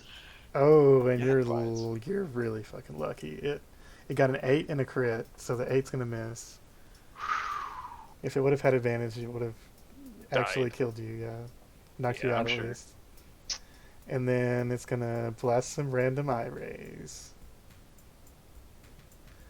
Oh, that's a good one. Kronos, make a charisma saving throw, and How come Kronos is getting blasted with everything? Oh no. so Kronos is now charmed by the beholder for 1 hour. You regard it as a Oh, friendly acquaintance, Hmm. and if it damages you, you can try to break out of the save. And It's a then good thing I'm restrained. Carvorax, make a strength saving throw. Carvorax is not on this plane of existence. Oh yeah, that's true. He can't. So Darli, make a strength saving throw, Oh no. and you get a D4. He's Yep, the you're good. strongest. He can't restrain Darli. you. He can't restrain. I can't be contained. Dolly's really pissed. What are you gonna do Yeah. when Darli Mania runs wild on you? All right, Ectur, you're up. Aha!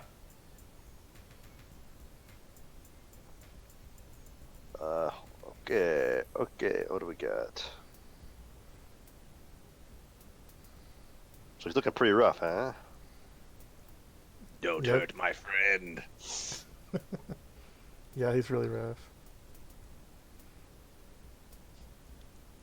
Oh no.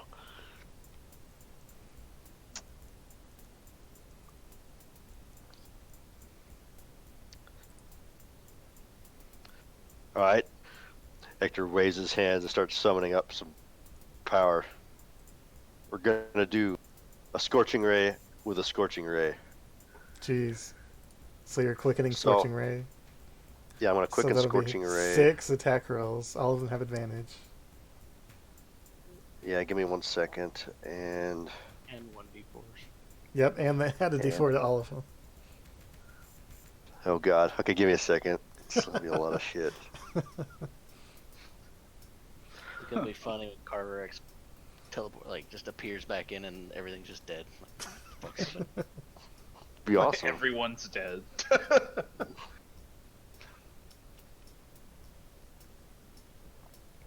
Yeah, be careful that you don't hit Darli.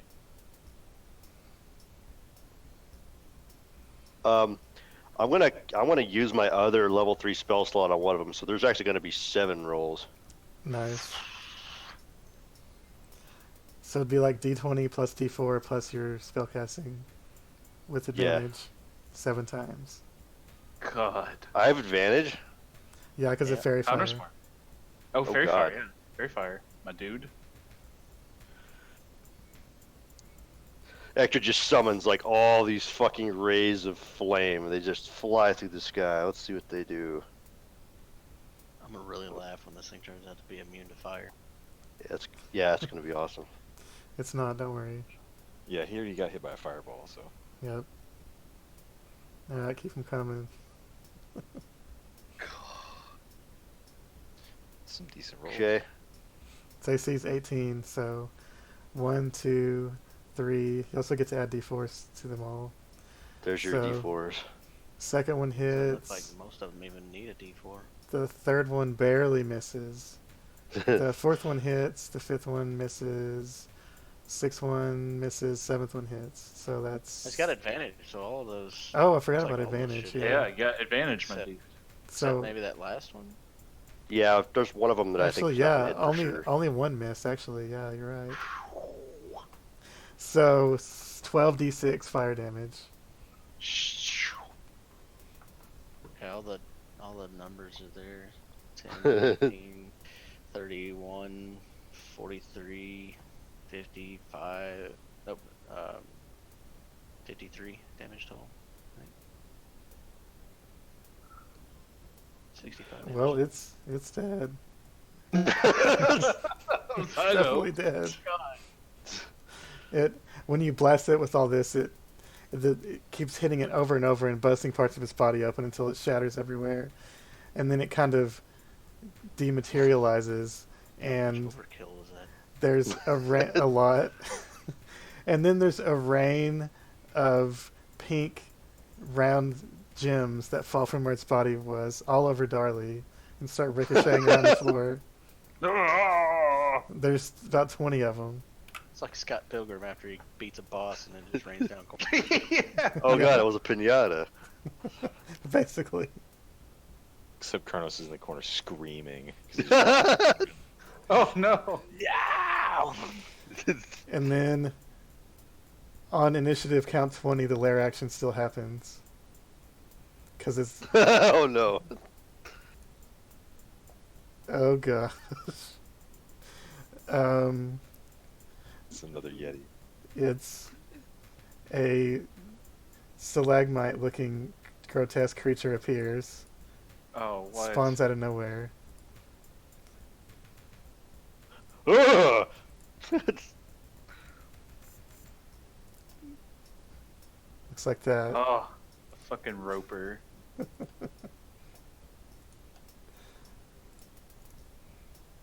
Oh no. We need to leave now. Well, we've released the power of the dude that's been being held mentally hostage by that bestower, so. Right.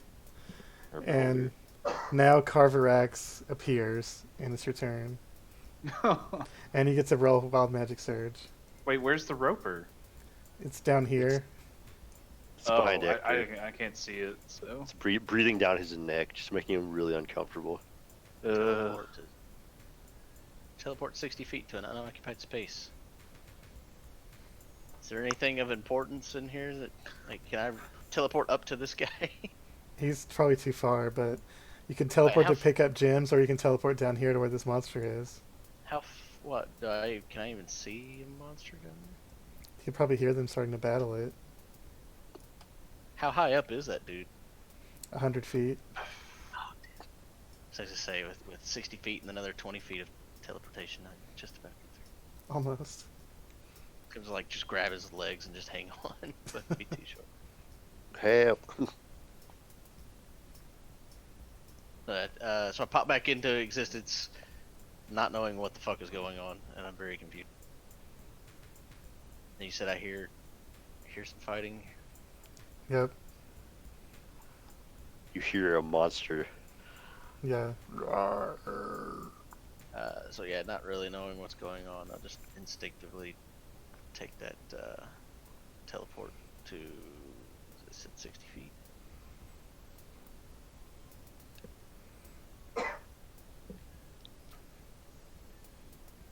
Which puts me right up against that wall.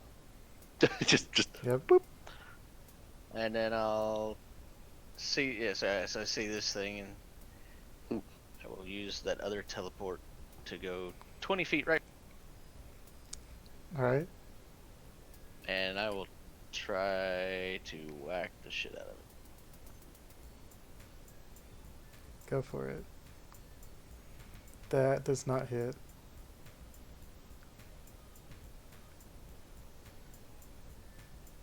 Does that help? Nope, still does not hit. Fuck. It's garbage. I don't think there's anything else I can really do. Alright. Right. Kronos, your Hopefully, turn. hopefully it's not aware of me whiffing an attack right behind it. Is Yeah. Kronos Cross still my fingers. weeping because of the beholder dying? No, that's done, but you can still feel the tears dropping off your face.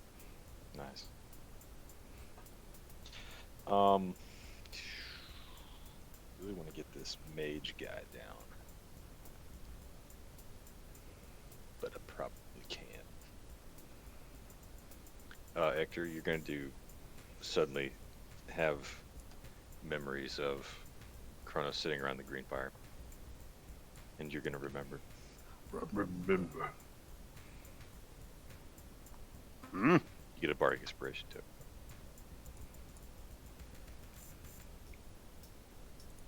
So you get to add a d6 to an attack roll or a saving throw.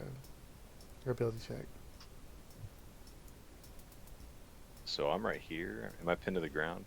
Or I'm on the ground now, right? No, you're now about 10 feet off the ground, slowly falling in your parachute. Okay, I'm gonna go ahead and try to make an athletic to land. Okay, or you can do acrobatic. Sure. My eyes don't work. Alright, you land. It's not a awesome Avengers 3-point landing, but you don't die. It's only 10 feet, so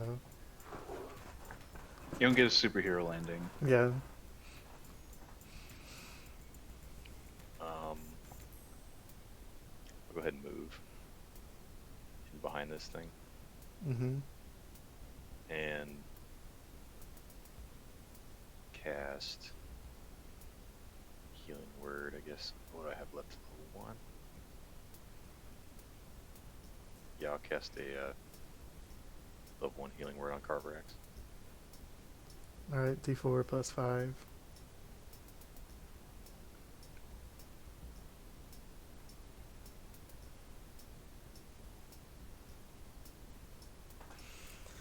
So Carvorax heals for 7. Neat. It's neat. Oh,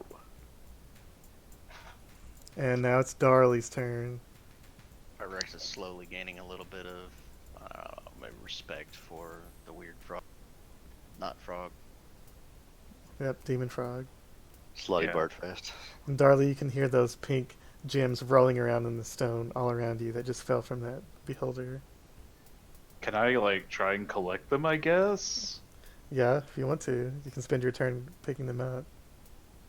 I don't know if Darli would actually. Well, he would pick up one and look at it, I guess. Yeah. Would he? Is there? There's active battle going on right now against. Yeah, you can hear it. Yeah, so Darli's gonna hear that after looking at one of the stones. He's gonna go. Let's see. So 30. Right. What am I doing? Does the wild magic stuff apply outside the room, or is it just inside that chamber?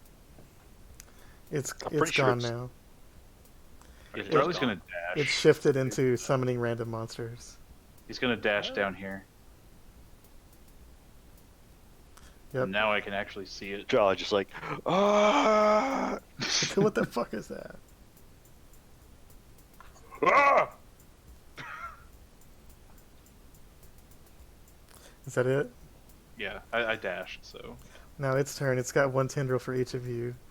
So, Darli, No. that's a 13 to hit on Darli. I think that No. misses. That does miss. 8 to hit on Kronos. I think that misses. Yep. 20 to hit on Ectur. I think that hits right. Well, yeah, 20 is my EC. Matches. Oh, And you have then- that warning bond? A 13 on Carvorax. That Oh, that's a misses. big miss. So he grabs. He tries to snatch all of you, but all of you resist it except Ectur. Manages to get it around your ankle. He's going to reel you toward him. And then bite you. Ow. And. It's just Well, it's poisonous. It turns you into a roper. Jeez. Okay, he got a critical hit. So you Of take course you take 41 piercing damage.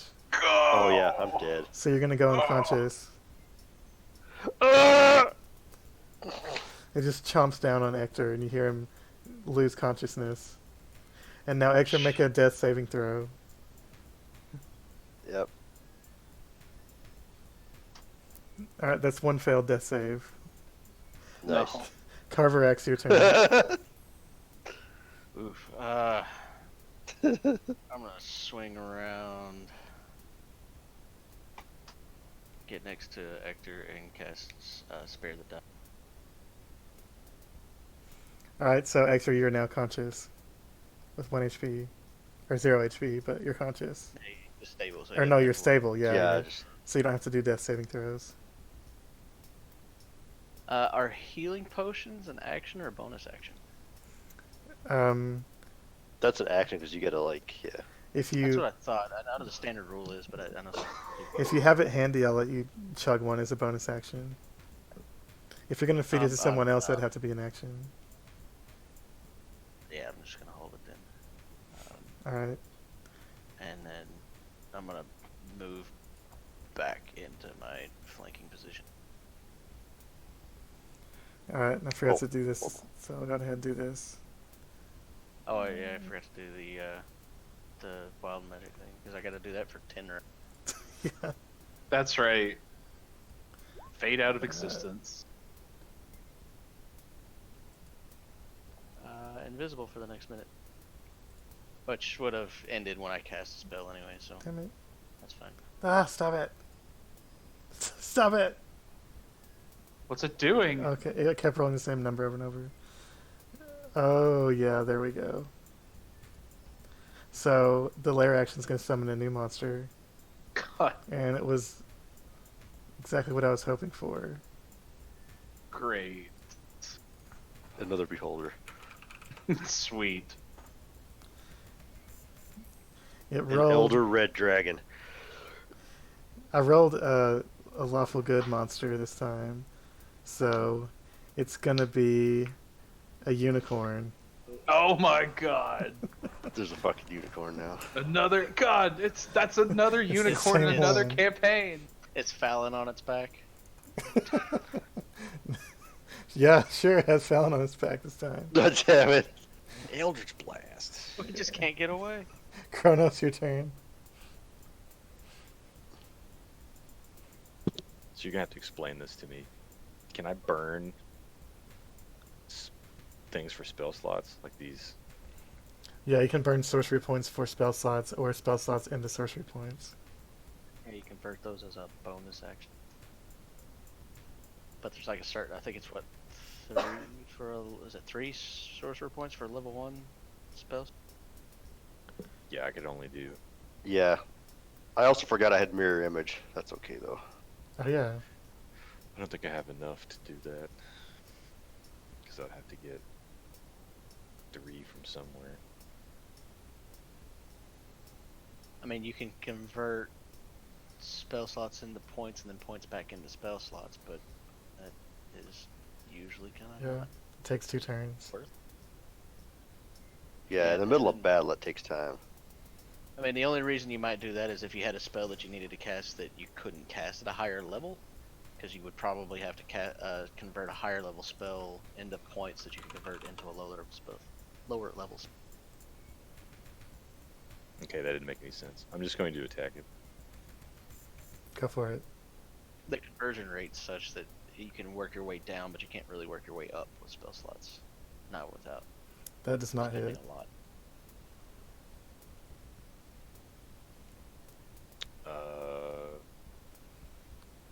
Can I cast a cantrip? You can try.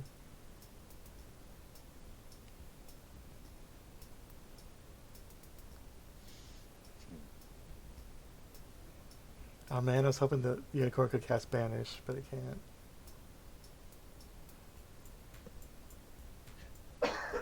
So I have this one spell slotted, Mm-hmm. but I haven't cast it yet. But I'd really rather cast this other spell. I guess I should just cast this and just be done with it, but it's not really going to help us because we're kind of in its AoE, so... Oh, maybe I'll just wait till the next turn. Last turn. Okay, the Unicorn's going to use its legendary action to move. Because unicorns have legendary actions. Okay, Darli, your turn. Alright. You can hear another monster running up behind you. But it just sounds like a horse. Darli's gonna look at it. It's just gonna obviously be some It's a magic horse! He's never seen a unicorn before, so...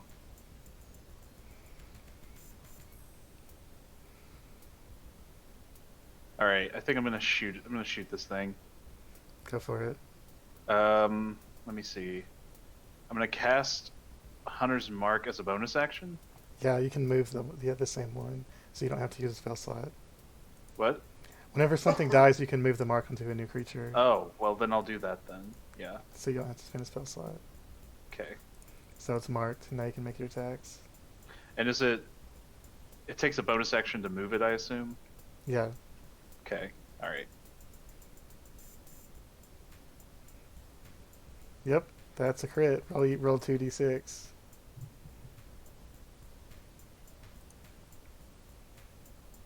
God. 3, alright. That's 18. It does not seem resistant.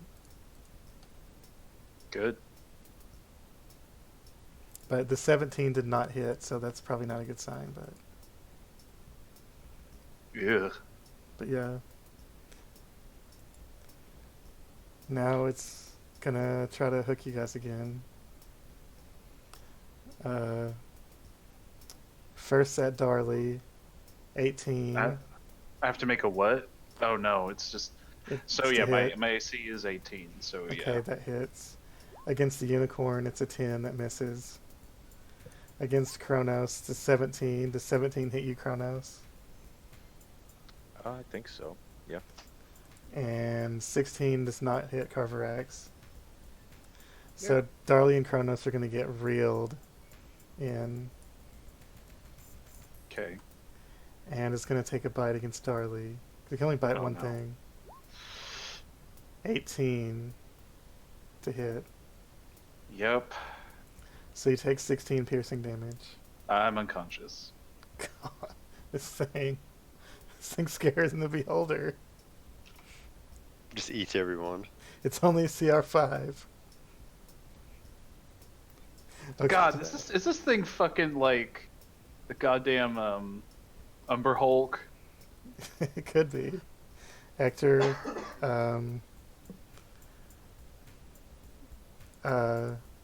make a, let's see.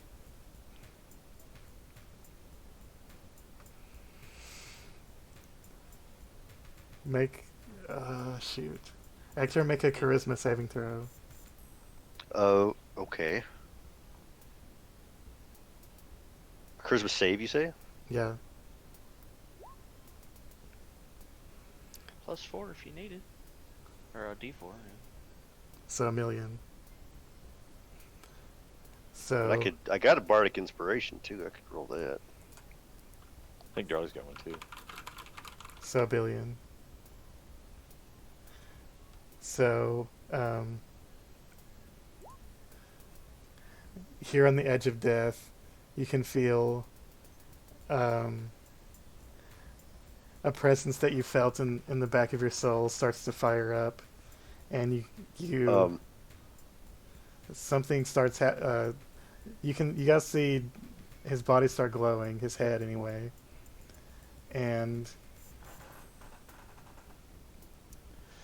his wreath of the prism is going to activate, and Oh. see what it rolled. That's It rolled a 9.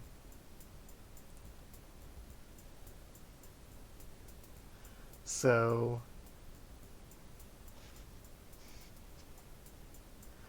the roper is now under the control of Ectur for 24 hours 24 hours. because it failed its saving throw. Make it fight the unicorn. wait. So like I control the roper. Like, do I fucking see shit like it does and stuff? No, you can just give it commands because it's under your control of Dominate Monster. Right. Yeah. Well, I'm unconscious. Well, you're conscious now. You have 1 hit point. Oh, As some kind of dark, holy energy fires out of your body, and awakens you, and activates your prism, your wreath. And it might make you feel a little uncomfortable, but it did just save you. So well, probably being bitten and dying probably makes me more uncomfortable too. So I think yeah. And what kind of command do you want to give to this monster that almost ate you? Jump off a Eat, building. eat your tentacles. Well, it's not a normal charm, it's domination, which means it cannot resist your commands. So it's going to start attacking itself. And it's going to deal 25 piercing damage to itself.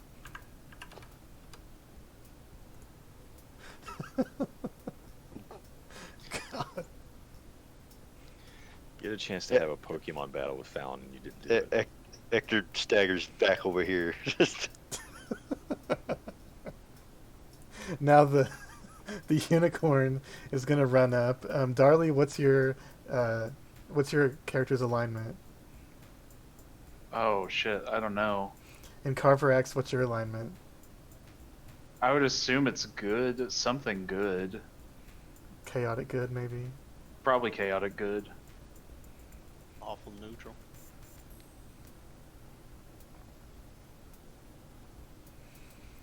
Okay, the unicorn is going to use its heal on Carvorax. You heal for 10 HP. And then you hear a familiar voice say, "Where are we?" And you see Fallon riding the unicorn. And she's going to use her... Making a joke. No, that's really happening. Because fuck it. Cause fuck it. I mean, look at the situation we're in. It's happening. That's right. She's going to use her thing, bonus action thing, to heal Darli for 27. She spends all of her radiant energy as she sees you dying.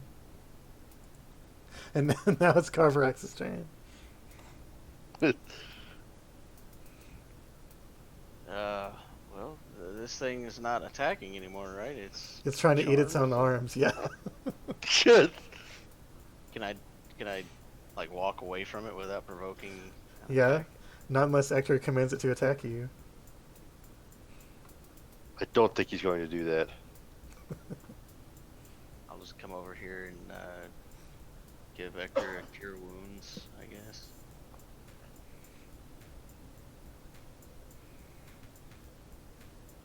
Oh, and I gotta do my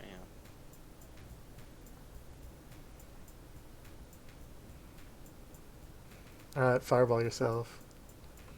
that's No, grease. grease on yourself. So grease would have spawned on this side. That's good. So there's a big puddle of grease here. If you Oh, guys and try to then move, it'll they make you get fall. across it, I would assume. Great. Athletic or Cool. acrobatics, maybe? Yeah, you have to make some kind of Or save to avoid Dex, falling yeah. if you try to move. Well, you succeeded, so you can move through it. Thanks. So anyway, come over and give Ectur that, was that 8 points of healing? Yep. Alright, Kronos, what do you want to do? Does it look bloodied? Yes, barely. I'm gonna attempt to steal its soul with the blade of broken mirrors. Ectur, are you gonna... Do you want it to die? Are you basically commanding it to die? He probably would. If he knows he's well, dominating it. So you can give it the coup de grace then. Because it's fully dominated at this point. It can't resist. So you can give it the coup de grace and just kill it. So you jab Just finish it. you jab your blade into its eye, deep into its brain, and it just stops moving. The domination ends. Alright, more importantly, can I turn into a roper now? Yeah, you can look like a roper. Yes. And Ectur, you can feel the wreath on your head just burning your forehead right now. It's glowing. Oh, yeah, because it... Well... Hold on a second here. I'll try to take it off for a second. You cannot. You what? You cannot remove it without a remove curse spell or a wish. Oh, Hmm. So now I have blue, and Yep. I'm cursed with this Dab would wreath. dab would die. And third level, so that Darli is laying on the floor unconscious. yeah. healed covered in from, grease. Fallon will thought heal you. Yeah, She'll wasn't that unicorn or something healed him or Fallon? the unicorn won't heal him because he's chaotic, but Fallon will heal him for 15 plus 5, so 20. She'll cast Cure was that? Wounds. 27 healing for them. I thought that went to Darli. Oh, maybe it What? did. Maybe we just missed it. Yeah. So she already healed you, Darli, so you're at 27. That's why I went to Ectur. to I'm at heal. what? 27.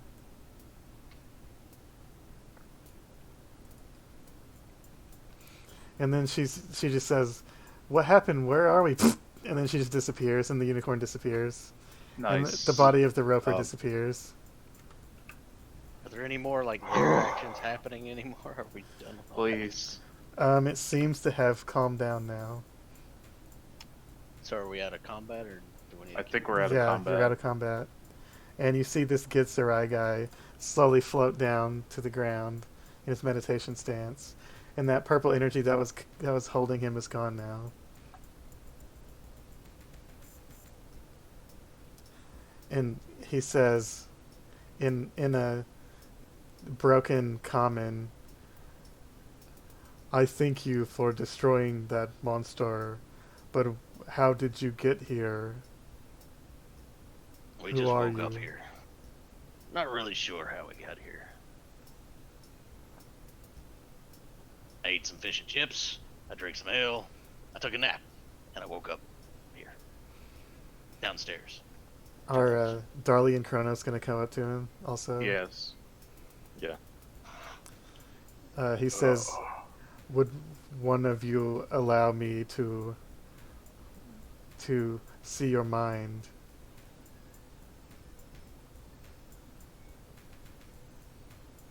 Ectur shrugs. Why not?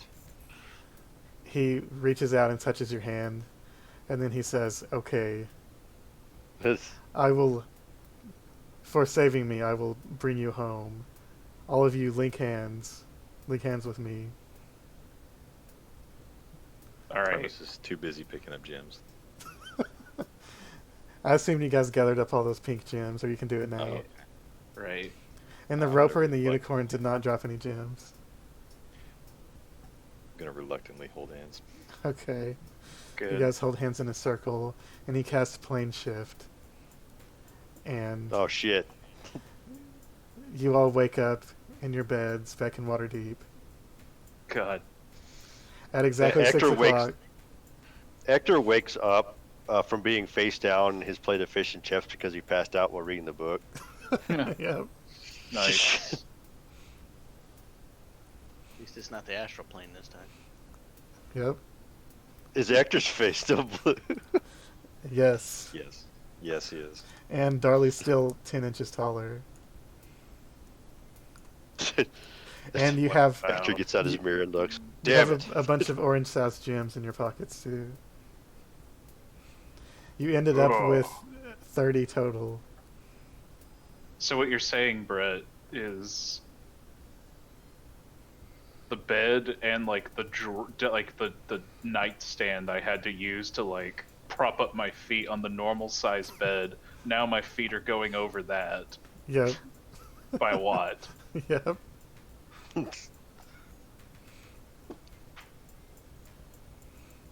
Okay. And And what like? and you can see, I don't remember who had the bell last time. Was it Ectur? Ectur had the bell, yeah. Right. Yeah. Well, you can see the bell sitting on your nightstand ominously next to you. Great. I'm gonna wrap it up in soft cloths. Okay. Make sure it doesn't ring. Exactly, like Never stuffing it again. full of stuffing the cloth down inside. The Yeah, actual yeah. bell. That's fair. All right. Well, you guys survived the bell dungeon. somehow. That could have gone really bad. Oh, easily. Yep. That was a The wild magic thing could have gone really exciting. CR13 Beholder. I mean, if you guys were fireballing yourself with wild magic, that would have been a disaster. But Yeah. you got pretty lucky. Yeah, we had a lot of help from wild magic, actually. The Roper actually did damage to you guys in the Beholder. Yeah, the Yeah, Roper that fucked us roper up. was fucking us up. Jeez. It's a CR5. Just destroys us. Its bite does It's 4d8 kills plus me. 4. F's in chat for the Yeti. Yeah, Fucking Yeti. Yeah, just it got Appears, just got disintegrated disintegrated. instantly. F. That's pretty good. That was, you guys are also lucky that that's the only disintegration rate that he ever rolled. I was gonna Yeah. say I thought that's like what they like to do, just disintegrate everything. Yeah, if he would have rolled one, someone would have to take 10d10 if they failed to Ugh. save. And if it And puts you to likely 0, die. yeah, it'll disintegrate you And not completely. like just be Super unconscious. died. Probably just die. Straight up. Yeah, if it puts you to 0, it disintegrates you into dust. Yeah. Alright. That's over. But waking up in Waterdeep, Ectur is going to go into town. He's going to try to find a cleric to make his face not blue anymore. It's exhausting. I might take another nap. Okay, for a 3rd level spell, it's 300 gold. Let me make sure I got 'Cause 300. I think I Cleric do. spells are really expensive. You can sell those gems. Yeah, I don't know what Millions. those are worth. They're unknown gems. They're probably worth a lot. From another plane of existence? Probably. I mean, I would think. I couldn't afford that, I think. Either I could try to barter one of these gems for it. So I don't know what they're worth. How many of these do we have? Like 30 30. of them? 20 of which are pink. Because they all came from the Beholder. Do we know what those gems do? Nope. We just know they're slightly magical and they come from the plane of chaos. Well, I guess, Ectur, you can make a persuasion check to try to barter for your spell. Alright. I just noticed the torch put F in the chat. Good. Yeah. Good. It's good. The torch is Let's always try to here. Alright, yeah, they take one of your pink gems and they cast Remove Curse, and you go back to your normal color. You're no longer blue. Oh, that's much better. Now, if you can persuade him again, you can trade it so you can take that hat off. That's true.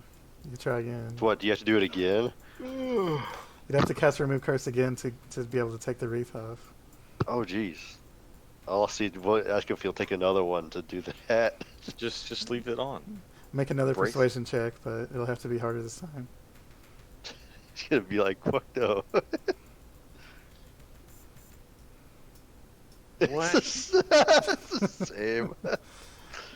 He says, no, I don't think I can use 2 of these. One's enough for collection. Oh. How about a yellow one? No, I think just one. But if you have Darn. One. if you have 300 gold pieces, I'll use another spell slot for you. 300 gold pieces it is then. All right, he casts Remove Curse, and now you can now take off the wreath. I'm going to take it off. It was a mistake.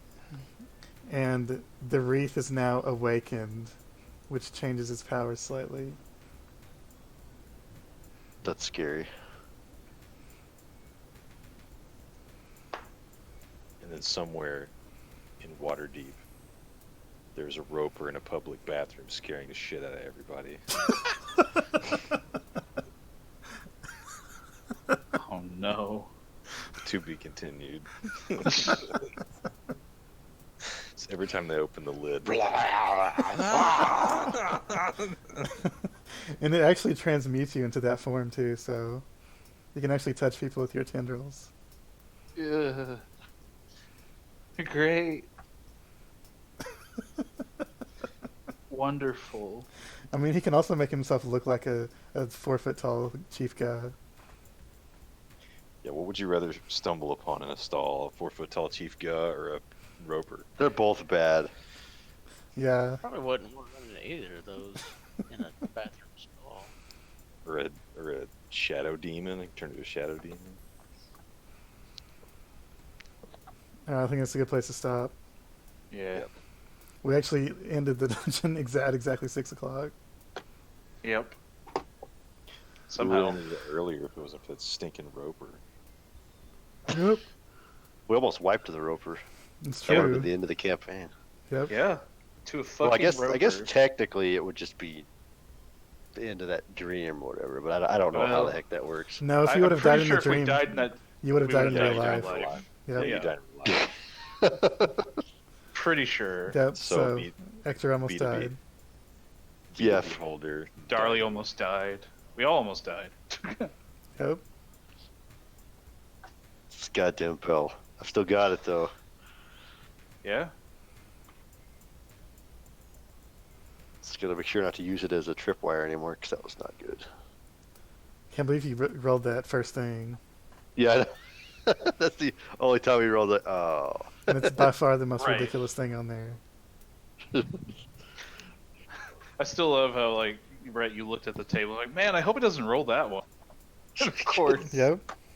Of course. Well, I guess I'm gonna have to start preparing an even more ridiculous spell dungeon in case you guys roll it again. Probably so. It'll be that, except the lair is the whole place.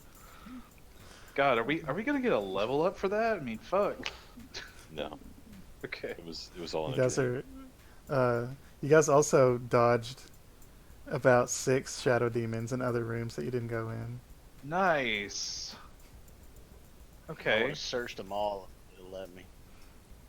Well, we I'm an probably would have explorer. died. I like to explore. and check Well, out you would have been everything. punished severely for doing Probably. Yep. Probably. You would have found a few more of those gems, and you would have found 6 shadow demons. that. Yeah, I don't know if 6 more of those gems is worth fighting 6 more shadow demons. It depends on how much money those gems are worth. And it might be.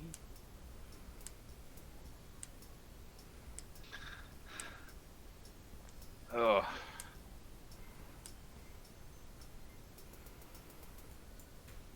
I am exiting roll 20 now.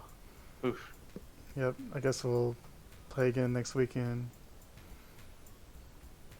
Don't get infected. Yep. Too late. Survive the apocalypse. Yep. Okay. And I don't work for the next 2 weeks, so I won't have much to do. Unfortunately, I must still work, so. Me too, because people need their heaters and or air conditioners. Yeah.